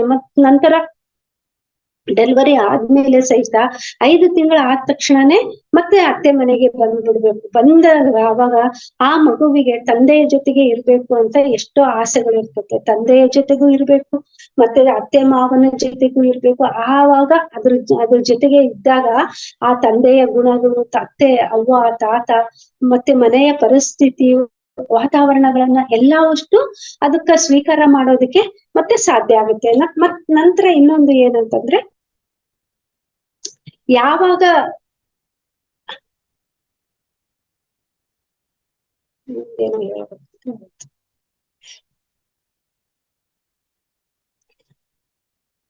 ಮತ್ತೆ ಒಂದು ಮಗು ಹುಟ್ಟಿದ ತಕ್ಷಣನೇ ಡೆಲಿವರಿ ಕಷ್ಟ ಆಯ್ತಂತಲೋ ಏನೋ ಇರುತ್ತೆ, ಆದ್ರೆಗಿನ ಆ ಮಗುನೇ ಸೆಲೆಕ್ಟ್ ಮಾಡ್ಕೊಂಡ್ ಬಂದಿರುತ್ತೆ. ನಾನು ತಾಯಿ ಇಲ್ಲದಂಗೆ ನಾನು ಬೆಳಿಬೇಕು ಅನ್ನುವ ವಾತಾವರಣ ಬೇಕು ನನಗೆ ಅಂತಹ ಪರಿಸ್ಥಿತಿನಲ್ಲಿ ಒಂದು ತಾಯಿ ಸತ್ತೋಗ್ಬಿಟ್ಲು ಅಂತಂದ್ರೆಗಿನ ಆ ಮಗುವನ್ನ ಯಾರು ಕೇರ್ ಮಾಡೋದೇ ಇಲ್ಲ. ಅಯ್ಯೋ ಈ ಮಗು ಹುಟ್ಟಿದ ತಕ್ಷಣನೇ ತಾಯಿನ ನುಂಗಿ ಬಿಡ್ತು ಅಂತ ಆ ಮಗುನ ಯಾರು ಮಾತಾಡ್ಸೋದಿಲ್ಲ. ಅದು ಎಷ್ಟು ಹತ್ರನು ಆ ಮಗುವನ್ನ ಯಾರು ಎತ್ಕೊಳೋದಿಲ್ಲ. ಅವಾಗ ಏನಾಗುತ್ತೆ ಅಂದ್ರೆ ಆ ಮಗುವಿನಲ್ಲಿ ಆ ಬ್ಲಾಕೇಜ್ ಅನ್ನೋದು ಉಳ್ಕೊಂಡ್ಬಿಡುತ್ತೆ. ಅಯ್ಯೋ ನನ್ನ ತಾಯಿ ಸತ್ತೋಗಿದ್ದಕ್ಕೂ ನಾನು ಹುಟ್ಟಿದ್ದಕ್ಕೂ ಏನು ಸಂಬಂಧ? ಆಕ್ಚುಲಿ ಆ ಮಗುವಿಗೆ ಎಷ್ಟು ಕಷ್ಟ, ತಾಯಿ ಇಲ್ಲ ಅಂತಂದ್ರಿಗಿನ ಇನ್ನೊಬ್ರು ಕೈನಲ್ಲಿ ಬೆಳಿಬೇಕಂದ್ರಿಗಿನ ಅಂತ ಪರಿಸ್ಥಿತಿಯನ್ನ ಆ ಮಗು ಸ್ವೀಕಾರ ಮಾಡ್ಕೊಂಡು ಬಂದಿದೆ ಅಂತಂದಾಗ, ಇದಕ್ಕ ನೋಡ್ರಿ ಮಗು ಹುಟ್ಟಿದೆ, ತಾಯಿ ಸತ್ತಿದ್ದಾಳೆ ಅನ್ನುವ ಅದ್ರ ಕಾಲ್ಗುಣ ಇದ್ರ ಕಾಲ್ಗುಣ ಅಂತ ನಾವು ಏನು ಮೂಢನಂಬಿಕೆನಲ್ಲಿ ಹೇಳ್ತೀವಲ್ಲ, ಅದು ಶುದ್ಧ ತಪ್ಪು. ಆ ರೀತಿ ಮಾಡೋದ್ರಿಂದ ಆ ಮಕ್ಕಳಲ್ಲಿ ಬ್ಲಾಕೇಜ್ ಅನ್ನೋದು ಉಳ್ಕೊಂಡ್ ಬಿಡುತ್ತೆ.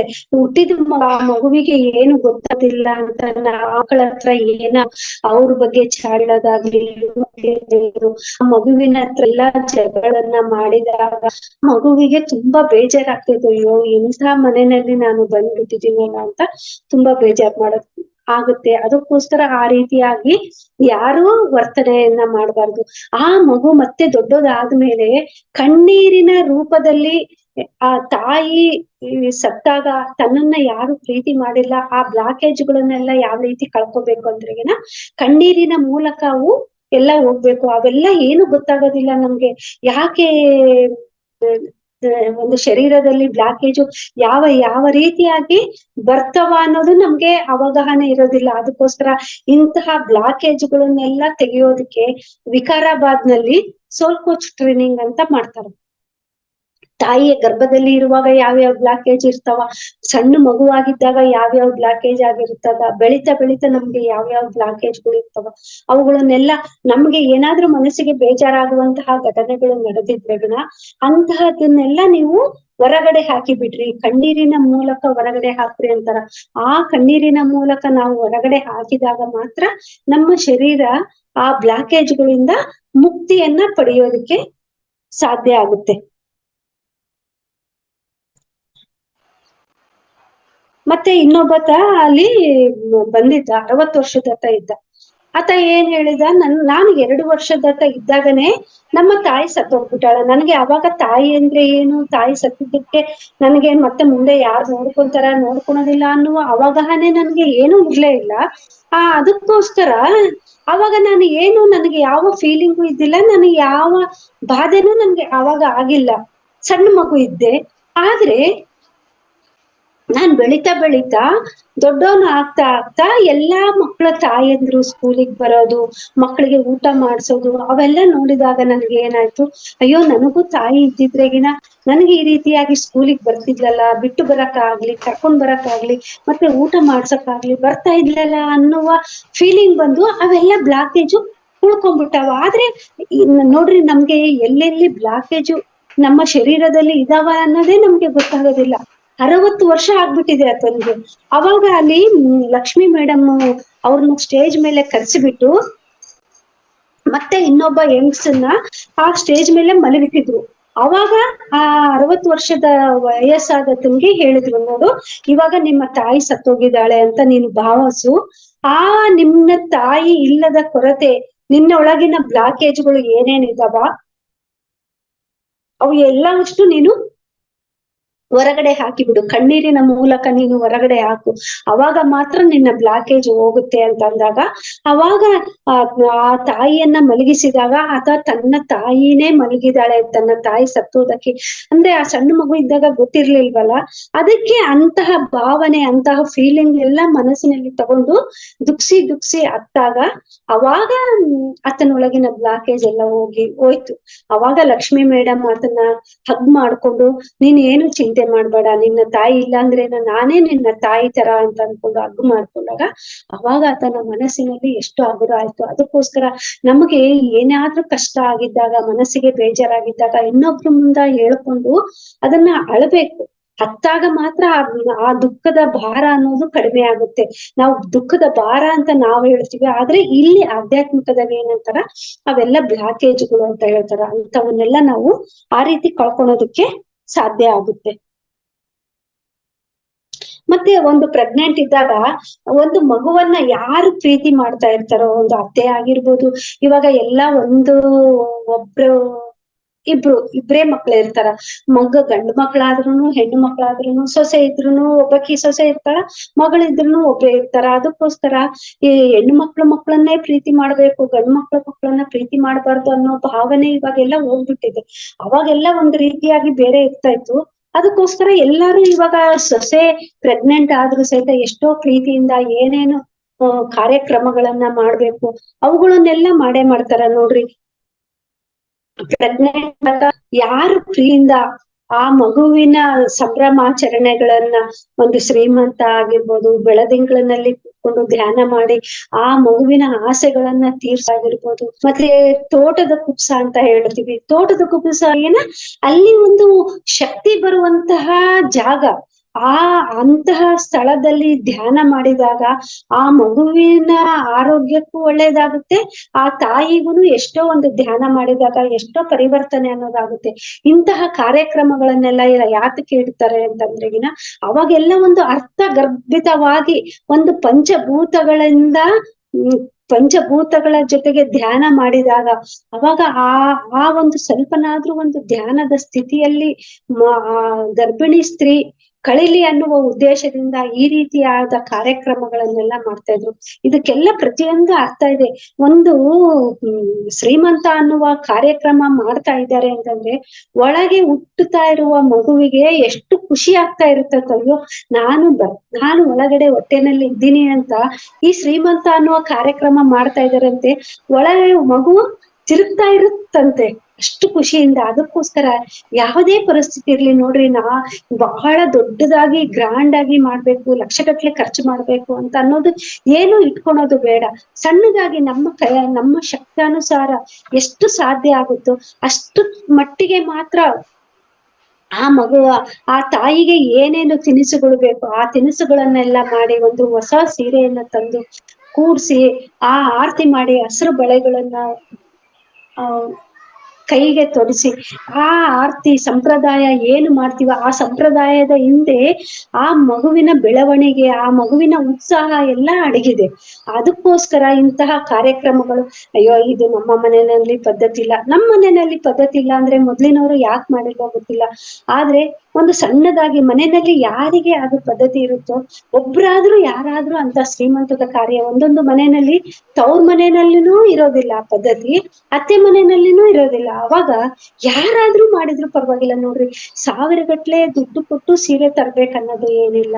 ಸುಮ್ನೆ ಅವರೊಂದು 4 ಜನ ಇವ್ರೊಂದು 4 ಜನ ಸೇರ್ಬಿಟ್ಟು ಆ ಒಂದು ಕಾರ್ಯಕ್ರಮವನ್ನ ಮಾಡಿದಾಗ ಆ ಮಗುವಿನ ಸಂತೋಷಕ್ಕೆ ಪಾರವೇ ಇರೋದಿಲ್ಲ. ಅದಕ್ಕೋಸ್ಕರ ಆ ರೀತಿಯಾಗಿ ಯಾರು ಆರೈಕೆ ಮಾಡ್ತಾರ, ಯಾರು ಪ್ರೀತಿಯಿಂದ ನೋಡ್ಕೊಂತಾರ, ಆ ಸಣ್ಣ ಮಗುವಾಗಿದ್ದಾಗ ಯಾರು ಆ ಮಗುವಿನ ಆರೈಕೆ ಮಾಡಿರ್ತಾರೋ ಆ ಮಗುವಿನ ಆರೈಕೆ ಮಾಡಿದವ್ರ ಮೇಲೆ ಆ ಮಗುವಿಗೆ ಪ್ರೀತಿ ಅನ್ನೋದು ಬಹಳ ಇರ್ತೈತೆ. ಅದಕ್ಕೋಸ್ಕರ ಸಣ್ಣ ಮಕ್ಕಳು ಇದ್ದಾಗ ಸಣ್ಣ ಮಕ್ಕಳು ಅತ್ತೆ ಆಗಿರ್ಬೋದು, ತಾಯಿ ಆಗಿರ್ಬೋದು, ಯಾರು ಪ್ರೀತಿಯಿಂದ ನೋಡ್ಕೊಂಡಿರ್ತಾರೋ ಅವ್ರನ್ನ ಆ ಮಗು ಬಹಳ ಇಷ್ಟ ಪಡ್ತಾ ಇರುತ್ತೆ. ನಂತರ ಒಂದು ಮನೆಯಲ್ಲಿ ಬಾಣಂತಿ ಇದ್ದಾಳೆ ಅಂತಂದ್ರೆಗಿನ ರಾತ್ರಿ ಎಲ್ಲ ಮಗು ಅಳ್ತಾನೆ ಇರುತ್ತೆ, ಹಗಲೆಲ್ಲ ಎಷ್ಟು ಕೆಲಸ ಇರುತ್ತೆ, ಅವ್ರಿಗೆ ಎಲ್ಲಿ ಶಕ್ತಿ ಬರುತ್ತೆ? ಅಂತಹ ಸಮಯದಲ್ಲಿ ನಾವು ಆ ಹಬ್ಬ ಮಾಡ್ಬೇಕು, ಈ ಹಬ್ಬ ಮಾಡ್ಬೇಕು, ಈ ವ್ರತ ಮಾಡ್ಬೇಕು ಅಂತ ಅನ್ಕೊಂಡು ನಾವು ಅದಕ್ಕೆ ಸಮಯಗಳನ್ನ ಜಾಸ್ತಿ ಕೊಡ್ಬಾರ್ದು. ಒಂದು ಬಾಣಂತಿ ಕೆಲಸನೇ ಎಲ್ಲದಕ್ಕಿನ್ನ ದೊಡ್ಡ ವ್ರತ ಅದು. ಅದಕ್ಕೋಸ್ಕರ ಆ ವರ್ಷ ಮನೆಯಲ್ಲಿ ಬಾಣಂತಿ ಇದ್ದಾಳೆ ಅಂತಂದ್ರೆ ಸಿಂಪಲ್ ಆಗಿ ನೀವು ಹಬ್ಬಗಳನ್ನ ಮಾಡ್ಕೊಂಡು ಆದಷ್ಟು ನಾವು ಬಾಣಂತಿಯ ಆರೈಕೆ, ಮಗುವಿನ ಆರೈಕೆ ಮಾಡಿದಾಗ ಆ ಬಾಣಂತಿಗೂ ಎಷ್ಟೋ ಖುಷಿ ಆಗುತ್ತೆ. ಯಾಕೆಂದ್ರೆ ಬಾಣಂತಿ ಎದ್ದು ಓಡಾಡಕ್ ಆಗೋದಿಲ್ಲ. ಆ ಕೆಲಸಗಳನ್ನೆಲ್ಲ ಬಾಣಂತಿಗೆ ಬಿಟ್ಬಿಟ್ಟು ನಾವು ಆ ಹಬ್ಬ ಮಾಡ್ಬೇಕು, ಅವ್ರನ್ನ ಕರಿಬೇಕು, ಇವ್ರನ್ನ ಕರಿಬೇಕು, ಆ ಸಂಪ್ರದಾಯ ಅಂತ ಅನ್ಕೊಂಡು ಮಾಡಿದ್ರೆಗಿನ ಆ ಮಗುವನ್ನ ಸರಿಯಾಗಿ ಎತ್ಕೊಳ್ಳಲ್ಲ. ನೋಡ್ರಿ, ನಾವು ದೈಹಿಕವಾಗಿ ಬೇರೆ ಕೆಲಸದ ಕಡೆಗೆ ಗಮನ ಕೊಟ್ಟಾಗ ಬಾಣಂತಿ ಕಡೆ ಸಹಜವಾಗಿ ಗಮನ ಕೊಡೋದಕ್ಕೆ ಆಗೋದಿಲ್ಲ. ಅವಾಗ ಮಗುವಿಗೂ ಬೇಜಾರಾಗುತ್ತೆ, ಬಾಣಂತಿಗೂ ಬೇಜಾರಾಗುತ್ತೆ. ಅದಕ್ಕೋಸ್ಕರ ಮೊದಲು ಬಾಣಂತಿಯ ಕೆಲಸಗಳನ್ನ ಮಾಡ್ಬೇಕು. ಹಗಲೆಲ್ಲ ಕೆಲಸ ಮಾಡ್ತಾರ, ರಾತ್ರಿ ಎಲ್ಲ ಮಗು ಅಳ್ತಾ ಇರ್ತದ, ಆದ್ರೂ ಅವ್ರಿಗೆ ಶಕ್ತಿ ಎಲ್ಲಿಂದ ಬರುತ್ತೆ ನೋಡ್ಕೊಳಕ್ಕೆ ಅಂತಂದ್ರೆಗಿನ ಆ ಮಗು ಏನು ಲ್ಯಾಟ್ರಿನ್ ಮಾಡುತ್ತಲ್ಲ, ಆ ಲ್ಯಾಟ್ರಿನ್ ಅನ್ನ ಒರ್ಸೋದ್ರಿಂದ ಆಗ್ಲಿ, ಅದನ್ನ ತೊಳೆಯೋದು, ಯಾರ್ಯಾರು ಅನುಕೂಲಕ್ಕೆ ಏನ್ ಮಾಡ್ಕೊಂತಾರೋ ಆದ್ರೆ ಮತ್ತೆ ಚೇಂಜ್ ಅಂತೂ ಮಾಡ್ಲೇಬೇಕು, ಡೈಪರ್ ಹಾಕಿದ್ರು ಸಹಿತ.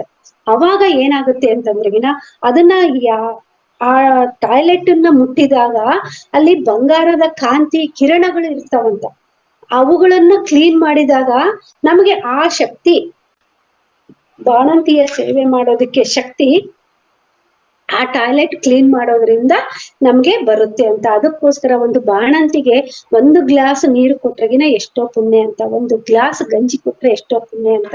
ಅದಕ್ಕೋಸ್ಕರ ಒಂದು ಬಾಣಂತಿ ಮನೆಯಲ್ಲಿ ಇದ್ದಾಳೆ, ಅತ್ತೆನೇ ಅಯ್ಯೋ ಅವ್ರ ಅಮ್ಮನ ಮನೆಗೆ ಹೋಗಿಲ್ಲ, ನಾನ್ ಅತ್ತೆ ಆಗಿದ್ದೀನಿ, ನಾನ್ ಮಾಡ್ಬೇಕಾಗಿ ಬಂದಿದೆ ಅಂತ ಯಾರಿಗೂ ಸಿಗೋದಿಲ್ಲ. ಅತ್ತೆ ಮನೆಯಲ್ಲಿ ಯಾರಿಗೂ ಮಾಡಿಸ್ಕೊಳಕ್ ಇಷ್ಟ ಇರಲ್ಲ, ತಾಯಿ ಮನೆಯಲ್ಲೇ ಎಲ್ಲರಿಗೂ ಮಾಡಿಸ್ಕೋಬೇಕಂತ ಇಷ್ಟ ಇರುತ್ತೆ. ಆದ್ರೆ ಒಂದು ಅನಿವಾರ್ಯ ಪರಿಸ್ಥಿತಿನಲ್ಲಿ ಅತ್ತೆ ಮನೆಯಲ್ಲಿ ಮಾಡಿಸ್ಕೊಳಂತ ಪರಿಸ್ಥಿತಿ ಬಂದಿದೆ ಅಂತಂದ್ರೆಗಿನ ಯಾರು ಆ ಸೇವೆಯನ್ನ ಬೈಕೊಂತ ಮಾಡ್ಬೇಡ್ರಿ ದಯವಿಟ್ಟು. ಇದು ಒಂದು ನನಗೆ ಒಂದು ಆಪರ್ಚುನಿಟಿ, ಇದು ಒಂದು ಅವಕಾಶ ನನಗೆ ಸಿಕ್ಕಿದೆ ಅಂತ ಪ್ರೀತಿಯಿಂದ ನೀವು ಮಾಡ್ಕೊಂಡಾಗ ಆ ಪ್ರೀತಿನೇ ನಿಮ್ಮನ್ನ ಮುಂದೆ ಆ ಮಗು ಆಗಿರ್ಬೋದು, ಬಾಣಂತಿ ಆಗಿರ್ಬೋದು, ಆ ಪ್ರೀತಿ ಶಾಶ್ವತವಾಗಿ ಉಳಿಯುತ್ತೆ. ನೀವು 2 ತಿಂಗಳು ಬಾಣಂತನ ಮಾಡೋದ್ರಿಂದ ಆ ಪ್ರೀತಿಯನ್ನ ಶಾಶ್ವತವಾಗಿ ನೀವು ಪಡೆಯೋದಕ್ಕೆ ಸಾಧ್ಯ ಆಗುತ್ತೆ.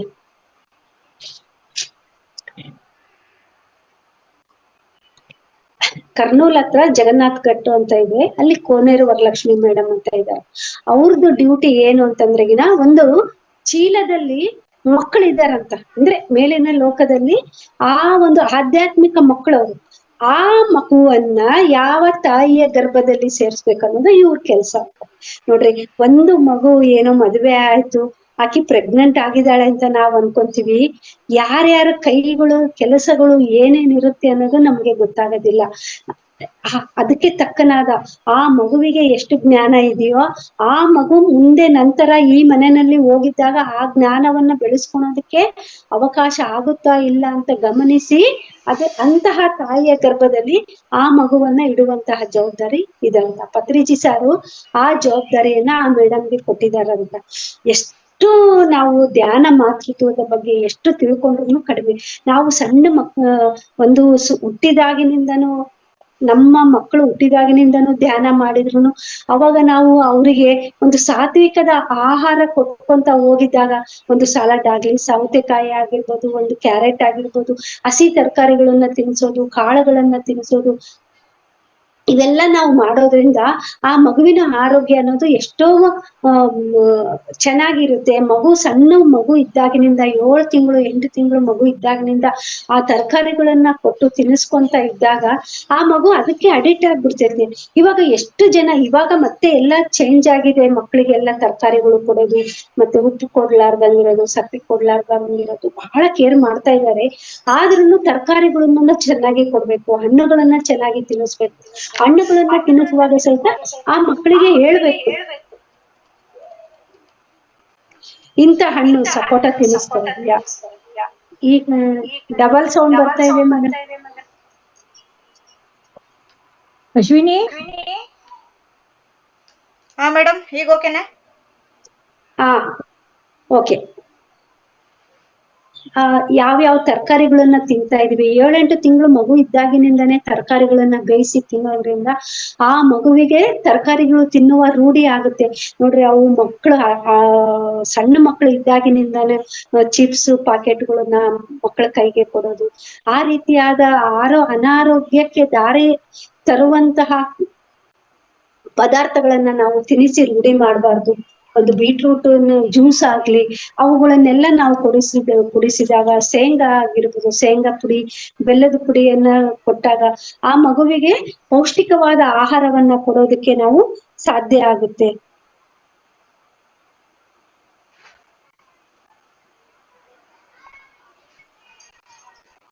ಮತ್ತೆ ನಾವು ಒಂದು ಪೀರಿಯಡ್ ಆದಾಗ ನೋಡ್ರಿ ಏನಂತೀವಿ, ಎಷ್ಟೋ ಜನ ಮಕ್ಕಳಿಗೆ ಇವಾಗ ಹೊಟ್ಟೆ ನೋವು ಬರ್ತಾ ಇದೆ.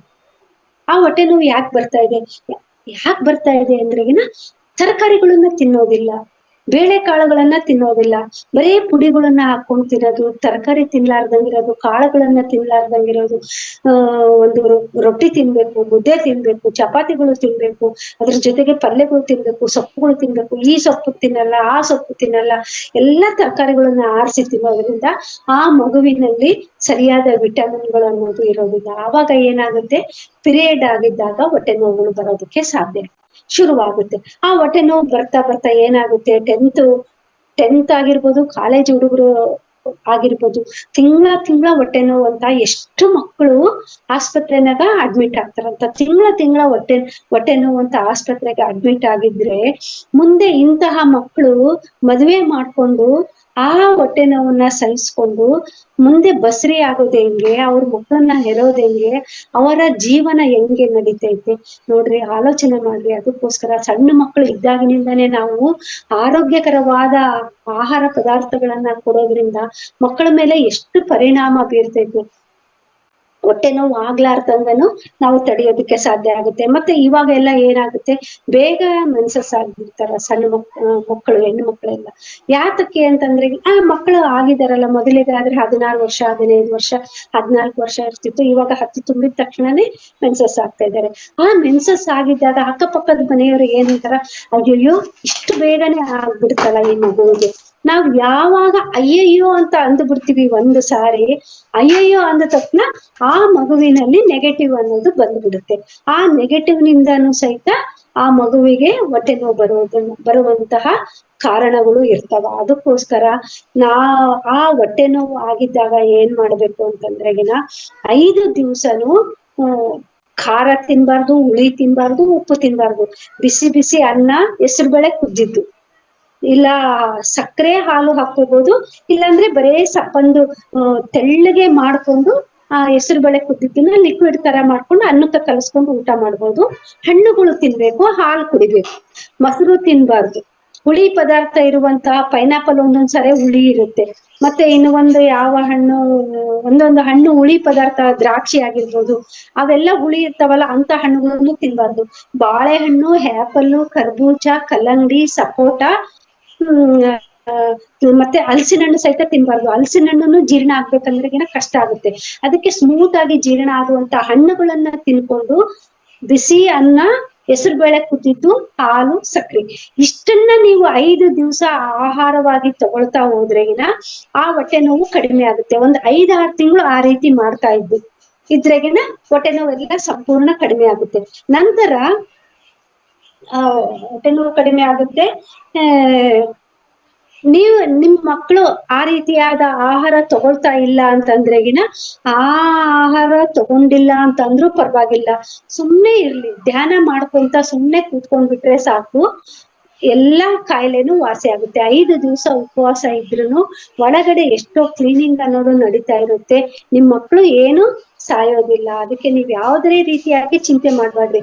ಹಣ್ಣುಗಳು ತಿನ್ಕೊಂಡು ಇದ್ರೆಗಿನ ಇರ್ಲಿ, ಇಲ್ಲ ಅಂದ್ರೆ ಉಪವಾಸನೆ ಧ್ಯಾನ ಮಾಡ್ಕೊಂತ ಎದ್ದೇಳಕ್ಕಾಗಲ್ಲ, ಓಡಾಡಕ್ಕಾಗಲ್ಲ, ಸ್ಕೂಲಿಗೆ ಹೋಗಕ್ಕಾಗಲ್ಲ, ಕಾಲೇಜಿಗೆ ಹೋಗಕ್ಕಾಗಲ್ಲ ಅಂದ್ರೆ ನೀವು ಯಾವ ಡಾಕ್ಟರ್ಗಳ ಹತ್ರ ತೋರ್ಸಿದ್ರು ಅದು ವಾಸಿ ಆಗಲ್ಲ. ಇದು ನಾನು ಪ್ರಾಕ್ಟಿಕಲ್ ಆಗಿ ನಾನು ಅನುಭವಿಸಿ ನಾನು ಹೇಳ್ತಾ ಇದ್ದೀನಿ. ಅದಕ್ಕೋಸ್ಕರ ನೀವು ಸಹನೆಯಿಂದ ಒಂದು 5-6 ತಿಂಗಳು ಈ ರೀತಿಯಾಗಿ ಮಾಡಿದ್ರೆ ಯಾವ್ಯಾವ ಮಕ್ಕಳಲ್ಲಿ ಹೊಟ್ಟೆ ನೋವಿದೆ ಈ ರೀತಿ ಖಂಡಿತವಾಗ್ಲೂ ಮಾಡ್ರಿ. ಅವಾಗ ಅವರಿಗೆ ಒಂದು ಎಷ್ಟೋ ಆರೋಗ್ಯವನ್ನ ನೀವು ಕೊಟ್ಟಂಗೆ ಆಗುತ್ತೆ. ಅದಕ್ಕೋಸ್ಕರ ಇದು ಒಂದು ನಾನು ನಿಮ್ಮೆಲ್ಲರಲ್ಲಿ ಬೇಡ್ತಾ ಇರುವಂತಹ ವಿನಂತಿ ನನ್ಗೆ. ಯಾಕಂದ್ರೆ ಸಣ್ಣ ಸಣ್ಣ ಮಕ್ಕಳನ್ನೇ ತಿಂಗಳ ಆಸ್ಪತ್ರೆಗೆ ಅಡ್ಮಿಟ್ ಆಗೋದು, 3 ಹೊತ್ತುನು ಮಾತ್ರೆಗಳನ್ನ ತಗೊಂಡ್ರೆಗಿನ ಶರೀರದ ಮೇಲೆ ಬಹಳ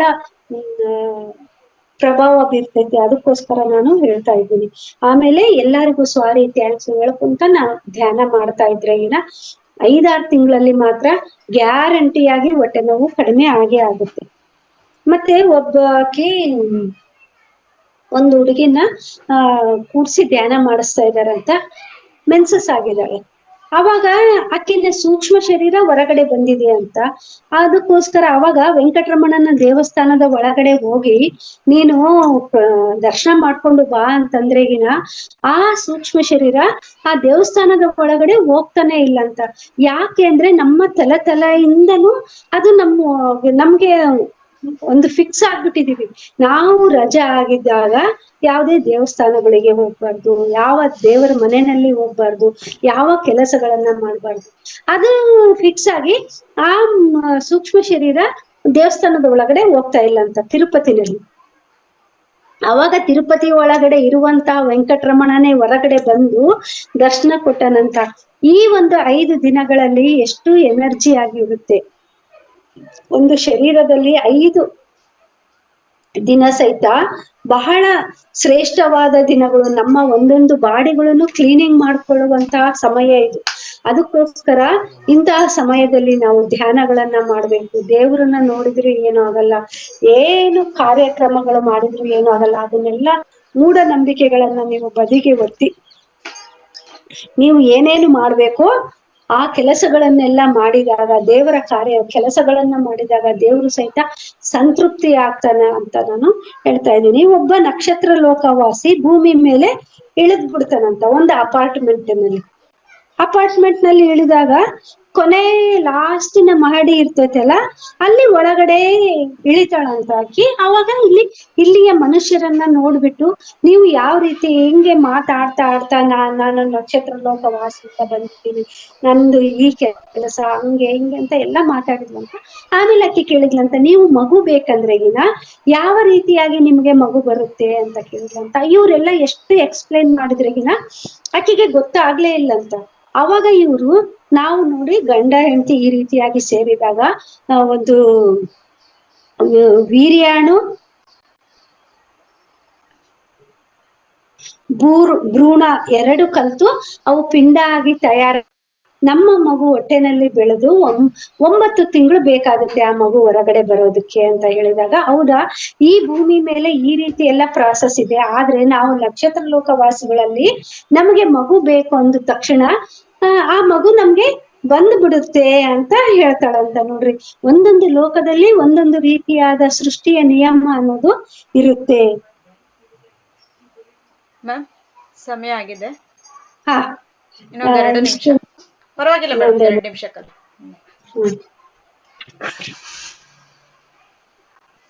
ಮತ್ತೆ ನಾವು ಪ್ರೆಗ್ನೆಂಟ್ ಇದ್ದಾಗ ಮಕ್ಕಳನ್ನ ಎಲ್ಲಾರ ಜೊತೆ ಪ್ರೇಮದಿಂದ ಇರ್ಲಿ, ಎಲ್ಲಾರ ಜೊತೆ ಚೆನ್ನಾಗಿರ್ಲಿ ಅಂತ ನಾವು ಅನ್ಕೊಂಡಾಗ ಆ ಮಗು ಅದೇ ರೀತಿಯಾಗಿ ಬೆಳಿತಾ ಇರುತ್ತೆ. ನಾವ್ ಏನ್ ಅನ್ಕೊಂತೀವಿ ನಾವು ನೋಡ್ರಿ, ಉದಾಹರಣೆಗೆ ಪ್ರಹ್ಲಾದ ಇದ್ದಾನೆ, ಅಭಿಮನ್ಯು ಇದ್ದಾನೆ. ತಾಯಿಯ ಗರ್ಭದಲ್ಲಿ ಇದ್ದಾಗನೇ ಅಭಿಮನ್ಯು ಚಕ್ರವ್ಯೂಹವನ್ನ ಭೇದಿಸೋದನ್ನ ಕಲ್ತ್ಕೊಂಡ. ಅಂದ್ರೆ ಹೊರಗ್ ಬರೋದನ್ನ ಕಲೀಲಿಲ್ಲ. ಅವಕ್ಕೆಲ್ಲ ಒಂದೊಂದು ರೀಸನ್ ಇರ್ತೈತೆ. ಅದು ಮುಂದಿನ ಪಾರ್ಟ್ ನನಗ್ ಬೇಕಾಗಿಲ್ಲ. ಅಂದ್ರೆ ತಾಯಿಯ ಗರ್ಭದಲ್ಲಿ ಇದ್ದಾಗ ಮಗು ಎಷ್ಟು ಕಲಿಯೋದಕ್ಕೆ ಸಾಧ್ಯನೋ ಅಷ್ಟು ಕಲಿಯೋದಕ್ಕೆ ಸಾಧ್ಯ. ಆ ಪ್ರಹ್ಲಾದ ಹೊಟ್ಟೆನಲ್ಲಿ ಇದ್ದಾಗನೇ ನಾರಾಯಣ ನಾರಾಯಣ ನಾರಾಯಣ ಅನ್ಕೊಂತ ಹುಟ್ಟಿದ ಮೇಲೆ ಸಹಿತ ಹರಿಭಕ್ತನಾಗಿ ಬದಲಾವಣೆ ಹೊಂದಿದ. ಆ ರೀತಿಯಾಗಿ ನಾವು ಹೊಟ್ಟೆಯಲ್ಲಿ ಹುಟ್ಟಿರುವ ಹೊಟ್ಟೆಯಲ್ಲಿ ಇರುವಾಗ್ಲೇ ನಮ್ಮ ಮಗುವನ್ನ ಯಾವ ರೀತಿಯಿಂದ ಬೇಕಾದ್ರೂ ಆ ರೀತಿಯಾಗಿ ಪರಿವರ್ತನೆ ಮಾಡೋದಕ್ಕೆ ಸಾಧ್ಯ ಆಗುತ್ತೆ. ಮತ್ತೆ ಒಂದು ಸಿನಿಮಾಗಳಿಗೆ ಹೋಗ್ತಾ ಇರ್ತೀವಿ ಸಣ್ಣ ಮಕ್ಕಳನ್ನ ಕರ್ಕೊಂಡು, ಅವಾಗ ಸಿನಿಮಾಕ್ಕೆ ಹೋಗುವಾಗ್ಲಿ ಮತ್ತೆ ನಮ್ಮ ಮನೆಗೆ ಯಾರಾದ್ರೂ ಬರ್ತಾ ಇದ್ದಾರೆ ಅಂತಂದ್ರೂ ಅವಾಗ ಸಹಿತ ಹೇಳ್ಬೇಕು ಮಕ್ಕಳಿಗೆ, ನೋಡು ನಮ್ಮ ಮನೆಗೆ ಇವಾಗ ಅತಿಥಿಗಳು ಬರ್ತಾ ಇದಾರೆ, ಅವಾಗ ನೀನು ಅಳಬೇಡ, ನೀನು ಸೈಲೆಂಟ್ ಆಗಿ ಇರ್ಬೇಕು ಅಂದ್ರೆ ಆ ಮಗು ಅದೇ ರೀತಿಯಾಗಿ ಇರುತ್ತೆ.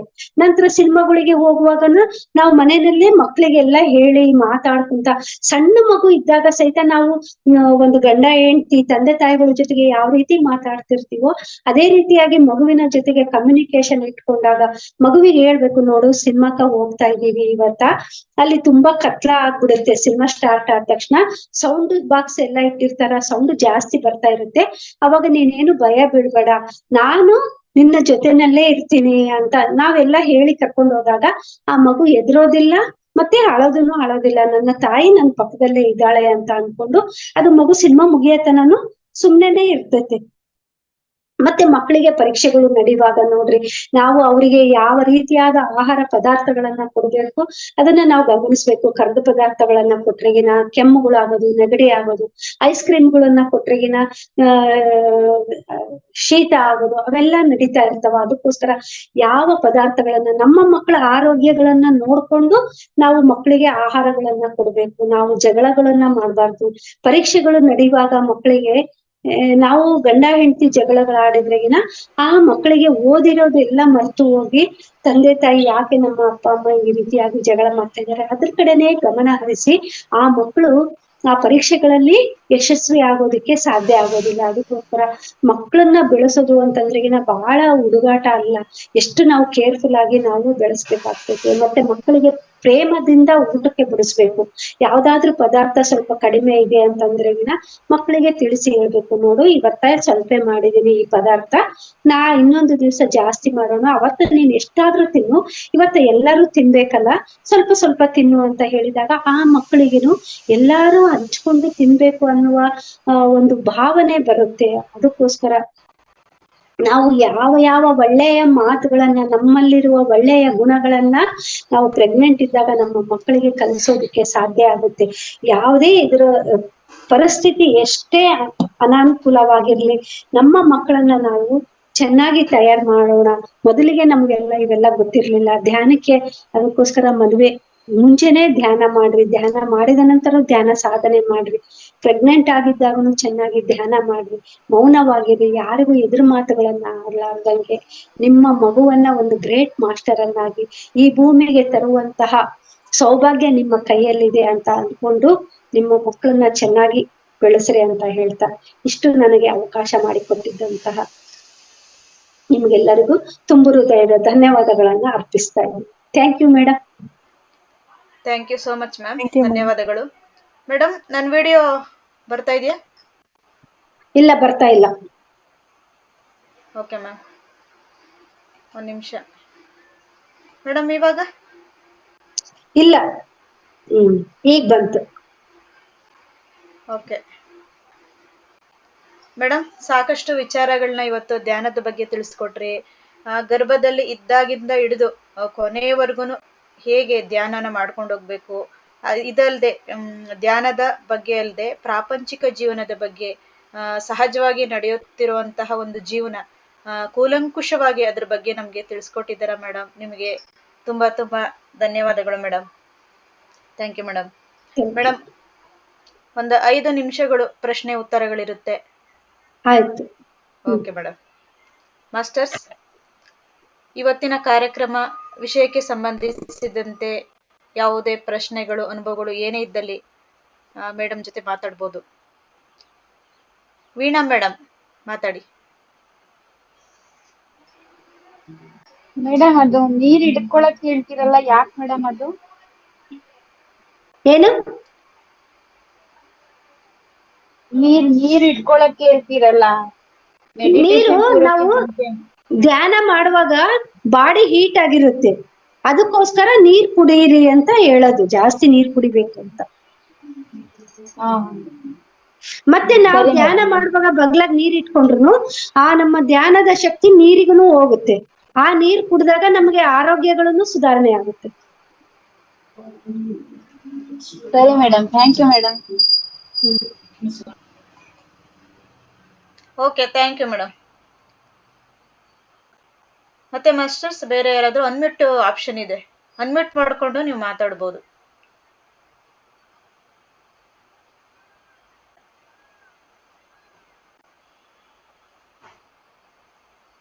ಮಾಸ್ಟರ್ಸ್ ಯಾವ್ದಾದ್ರು ಪ್ರಶ್ನೆ ಇದ್ರಲ್ಲಿ ದಯವಿಟ್ಟು ನೀವು ಮಾತಾಡ್ಬೋದು. ನಿಮ್ಮಲ್ಲಿ ಏನೇ ಡೌಟ್ ಇದ್ರು ಕೇಳ್ರಿ, ಸಂಕೋಚ ಪಟ್ಕೋಬೇಡ್ರಿ. ಈ ಒಂದು ಅವಕಾಶ ಮತ್ತೆ ಸಿಗೋದಿಲ್ಲ ನೋಡ್ರಿ. ಧೈರ್ಯ ವಹಿಸಿ ನೀವು ಮಾತಾಡಿದಾಗ ಮಾತ್ರ ನೀವು ಮಾಸ್ಟರ್ ಆಗೋದಕ್ಕೆ ಸಾಧ್ಯ ಆಗುತ್ತೆ. ಏನು ಆಗಲ್ಲ, ಮಾತಾಡಿ. ನಿಮ್ಗೆ ವಿಡಿಯೋ ಆನ್ ಮಾಡ್ಕೊಳಕ್ ಇಷ್ಟ ಇಲ್ಲ ಅಂತಂದ್ರೆ ಹಂಗೆ ಮಾತಾಡಿ. ಏನಾದ್ರೂ ಕ್ವಶನ್ ನೀವು ಒಬ್ರು ಕೇಳೋ ಕ್ವಶನ್ಗೆ ಎಲ್ಲರಿಗೂ ಆನ್ಸರ್ ಸಿಕ್ಕುತ್ತೆ. ನಮಸ್ತೆ ಮೇಡಮ್. ನಮಸ್ತೆ, ಹೇಳಿ. ಹಾ, ಜ್ಞಾನ ಮಾಡೋವಾಗ ಯಾರಾದ್ರೂ ಮಾತಾಡ್ಸಿದ್ರೆ ಮತ್ತೆ ಕಣ್ ತೆಗೆದಾಗ ಮತ್ತೆ ಅದು ಪರವಾಗಿಲ್ಲ ಅಂತೀರಾ? ಆತರ ತೆಗಿಬೋದಾ? ಕಣ್ಣು ತೆಗೆದ್ರೆ ಪರವಾಗಿಲ್ಲ, ಎನರ್ಜಿ ಹೊರಗಡೆ ಹೋಗುತ್ತೆ. ಮತ್ತೆ ಅಷ್ಟು ಧ್ಯಾನ ಸೆಟ್ ಆಗ್ಬೇಕಂದ್ರೆ ಸಮಯ ತಗೊಳುತ್ತೆ ಅಷ್ಟೇ. ಅದಕ್ಕೋಸ್ಕರ ಕಣ್ಣು ತೆಗಿಬಾರ್ದು. ಕಣ್ಣು ಮುಚ್ಚಿನೇ ಮಾತಾಡ್ರಿ.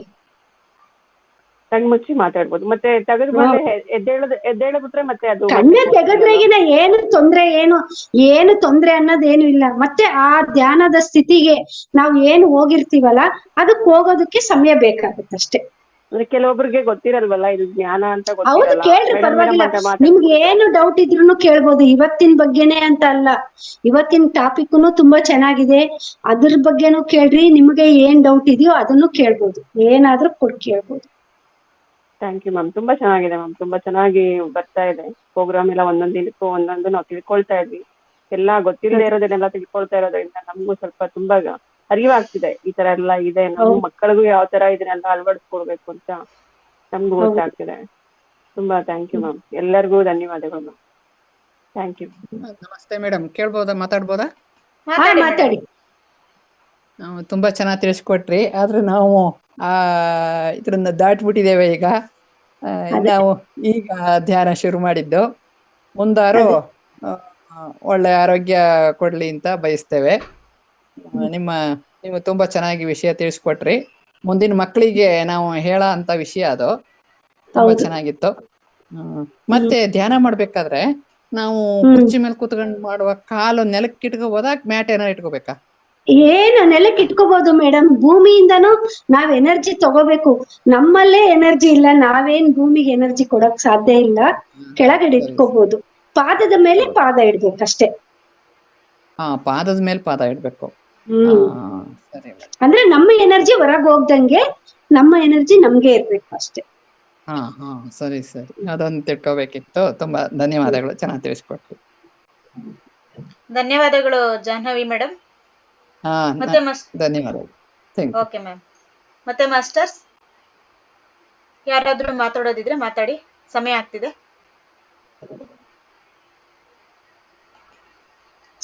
ನಿಮ್ಗೆ ಏನಾದ್ರೂ ಕ್ವಶನ್ ಇದ್ರೆ ಕೇಳ್ರಿ.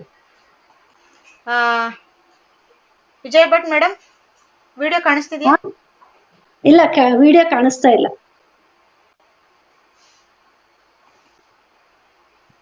ಮೇಡಮ್ ಸ್ವಲ್ಪ ಇದು ಸಿಸ್ಟಮ್ದು ಆದ್ರಿಂದ. ಇರ್ಲಿ, ಪರವಾಗಿಲ್ಲ, ಹಂಗೆ ಕೇಳ್ರಿ. ವಾಯ್ಸ್ ಬರ್ತಾ ಇದೆ. ಮೇಡಮ್, ನಾನು ಧ್ಯಾನಕ್ಕೆ ಬಂದು 6 ತಿಂಗಳಾಗಿದೆ. ತುಂಬಾ ಒಳ್ಳೆಯ ಒಂದು ಅದ್ಭುತ ಅನುಭವಗಳು. ಧ್ಯಾನದಿಂದ ಜ್ಞಾನ, ಜ್ಞಾನದಿಂದ ಮುಕ್ತಿ ಅನ್ನುವಂತಹ ವಿಚಾರ. ಈ ಧ್ಯಾನಕ್ಕೆ ಮುಂಚೆ ಮೇಡಮ್ ಜೀವನ ಇಷ್ಟೇನಾ ಅಂತ ಅನ್ನಿಸ್ತಾ ಇತ್ತು. ನಿಜವಾಗ್ಲು ಈ ಧ್ಯಾನದ ನಂತರ ಜೀವನ ಎಷ್ಟೊಂದು ಚೆನ್ನಾಗಿದೆಯಲ್ವಾ, ನನಗೆ ಯಾಕೆ ಆ ತರ ಥಾಟ್ಸ್ ಬಂತು ಅನ್ನೋದು ನನಗೆ ಗೊತ್ತಾಯ್ತು. ನಿಜವಾಗ್ಲು ಮೇಡಮ್, ಧ್ಯಾನ ಒಂದೇ ಮಾರ್ಗ. ನೀವು ಇವತ್ತಿನ ಟಾಪಿಕ್ ಕೊಟ್ಟಿರೋದ್ರಲ್ಲಿ ನಿಜವಾಗ್ಲು ಧ್ಯಾನ ಎಷ್ಟು ಮಹತ್ವದ್ದು ಅಂತಂದ್ರೆ ಅದನ್ನ ಅಳವಡಿಸ್ಕೊಂಡೆ ಮಾತ್ರ ಅದರಿಂದ ನಾವು ರಿಸಲ್ಟ್ ಕಾಣ್ಲಿಕ್ಕೆ ಸಾಧ್ಯ. ಅಂದ್ರೆ ಹೊಸೊಬ್ರಿಗೆ ಕಷ್ಟ ಆಗುತ್ತೆ ಸ್ಟಾರ್ಟಿಂಗ್ ಅಲ್ಲಿ ಕೂತ್ಕೊಂಡು ಕಣ್ ಮುಚ್ಕೊಂಡು ಕೂತ್ಕೊಳ್ಳೋದು. ಬಟ್ ಆದ್ರೆ ಪ್ರತಿನಿತ್ಯ ನಾವು ಮಾಡ್ತಾ ಹೋದ್ರೆ ನಿರಂತರವಾಗಿ ನಮ್ಗೆ ಅದ್ರ ಮಹತ್ವ ಗೊತ್ತಾಗುತ್ತೆ. ನಾವು ಮುಂಚೆ ಹೇಗಿದ್ವಿ, ಧ್ಯಾನದ ನಂತರ ಹೇಗಾದ್ವಿ ಅನ್ನೋದು ನಮ್ಮಲ್ಲೇ ಒಂದು ನಾವು ಗಮನಿಸಿಕೊಂಡಾಗ ಅದರ ಮಹತ್ವ ಗೊತ್ತಾಗಿ ಯಾವುದೇ ಕಾರಣಕ್ಕೂ ಇದನ್ನ ಬಿಡೋ ಅಂತಹ ಚಾನ್ಸೇ ಇರೋದಿಲ್ಲ. ನಿಜವಾಗ್ಲೂ ತುಂಬಾ ಖುಷಿ ಆಗುತ್ತೆ. ಹೇಳ್ತಾ ಹೋದ್ರೆ ಇದ್ರ ಬಗ್ಗೆ ತುಂಬಾನೇ ಅವಧಿ ತಗೊಳುತ್ತೆ. ಹೌದು ಮೇಡಮ್. Great master madam. 6 ತಿಂಗಳಿಗೆ ನೀವೆಲ್ಲ ಇಂತ ಕಾರ್ಯಕ್ರಮಗಳನ್ನೆಲ್ಲ ನಡೆಸ್ತಾ ಇದ್ದೀರಿ ಅಂತಂದ್ರೆ ಅದಕ್ಕೆ ಕೋಟೇಶ್ವರ ಸರ್ ಹೇಳ್ತಾರ, old is gold, new is diamond ಅಂತ. Yes ma'am, yes ma'am. ಇದೆಲ್ಲ ಏನು ಅಂದ್ರೆ ಮೇಡಮ್, ಈಗ ನಾವು ಪತ್ರಿಜಿ ಗುರುಗಳು, ಅವರ ಒಂದು ಸಂಕಲ್ಪ, ಅವರ ಒಂದು ಆಶೀರ್ವಾದ ನಮ್ಮೆಲ್ರಿಗೂ ಇದೆ. ಇರೋದ್ರಿಂದ ಮಾತ್ರ ನಾವು ಈ ಒಂದು ಧ್ಯಾನಕ್ಕೆ ಬರೋದಕ್ಕೆ ಸಾಧ್ಯ ಆಗಿದ್ದು. ಈ ಧ್ಯಾನಕ್ಕೆ ಬಂದಿದೀವಿ ಅಂದ್ರೆ ಖಂಡಿತವಾಗ್ಲೂ ನಾವು ಅದನ್ನ ಒಪ್ಕೊಳ್ಬೇಕು. ಆಗ ಮಾತ್ರ ನಮ್ಗೆ ಕೈ ಹಿಡುತ್ತೆ ಧ್ಯಾನ. ಇಲ್ಲ ನಾವು ಬಿಟ್ರೆ ಧ್ಯಾನ ಹೊರಟೋಗುತ್ತೆ ಅಂತ ಹೇಳಲಿಕ್ಕೆ ಇಷ್ಟಪಡ್ತೀನಿ madam. Thank you madam.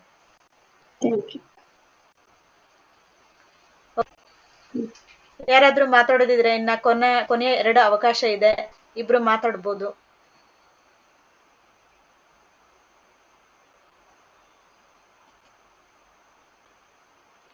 Okay madam, close ಮಾಡ್ತಾ ಇದೀವಿ. ಓಕೆ, ಇಲ್ಲಿವರೆಗೂ ಬಂದು ಅದ್ಭುತವಾದ ಧ್ಯಾನ ಜ್ಞಾನವನ್ನು ನಮ್ಗೆ ಹೆಚ್ಚಿನದಾಗಿ ತಿಳಿಸ್ಕೊಟ್ಟಿದ್ದೀರಾ. ನಿಮ್ಗೆ ತುಂಬಾ ತುಂಬಾ ಧನ್ಯವಾದಗಳನ್ನ ಹೇಳ್ತಾ ಮೇಡಮ್.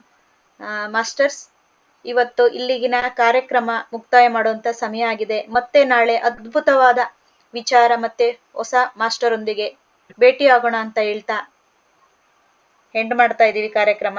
ಎಲ್ಲರಿಗೂ ಧನ್ಯವಾದಗಳು. Thank you. Thank you madam.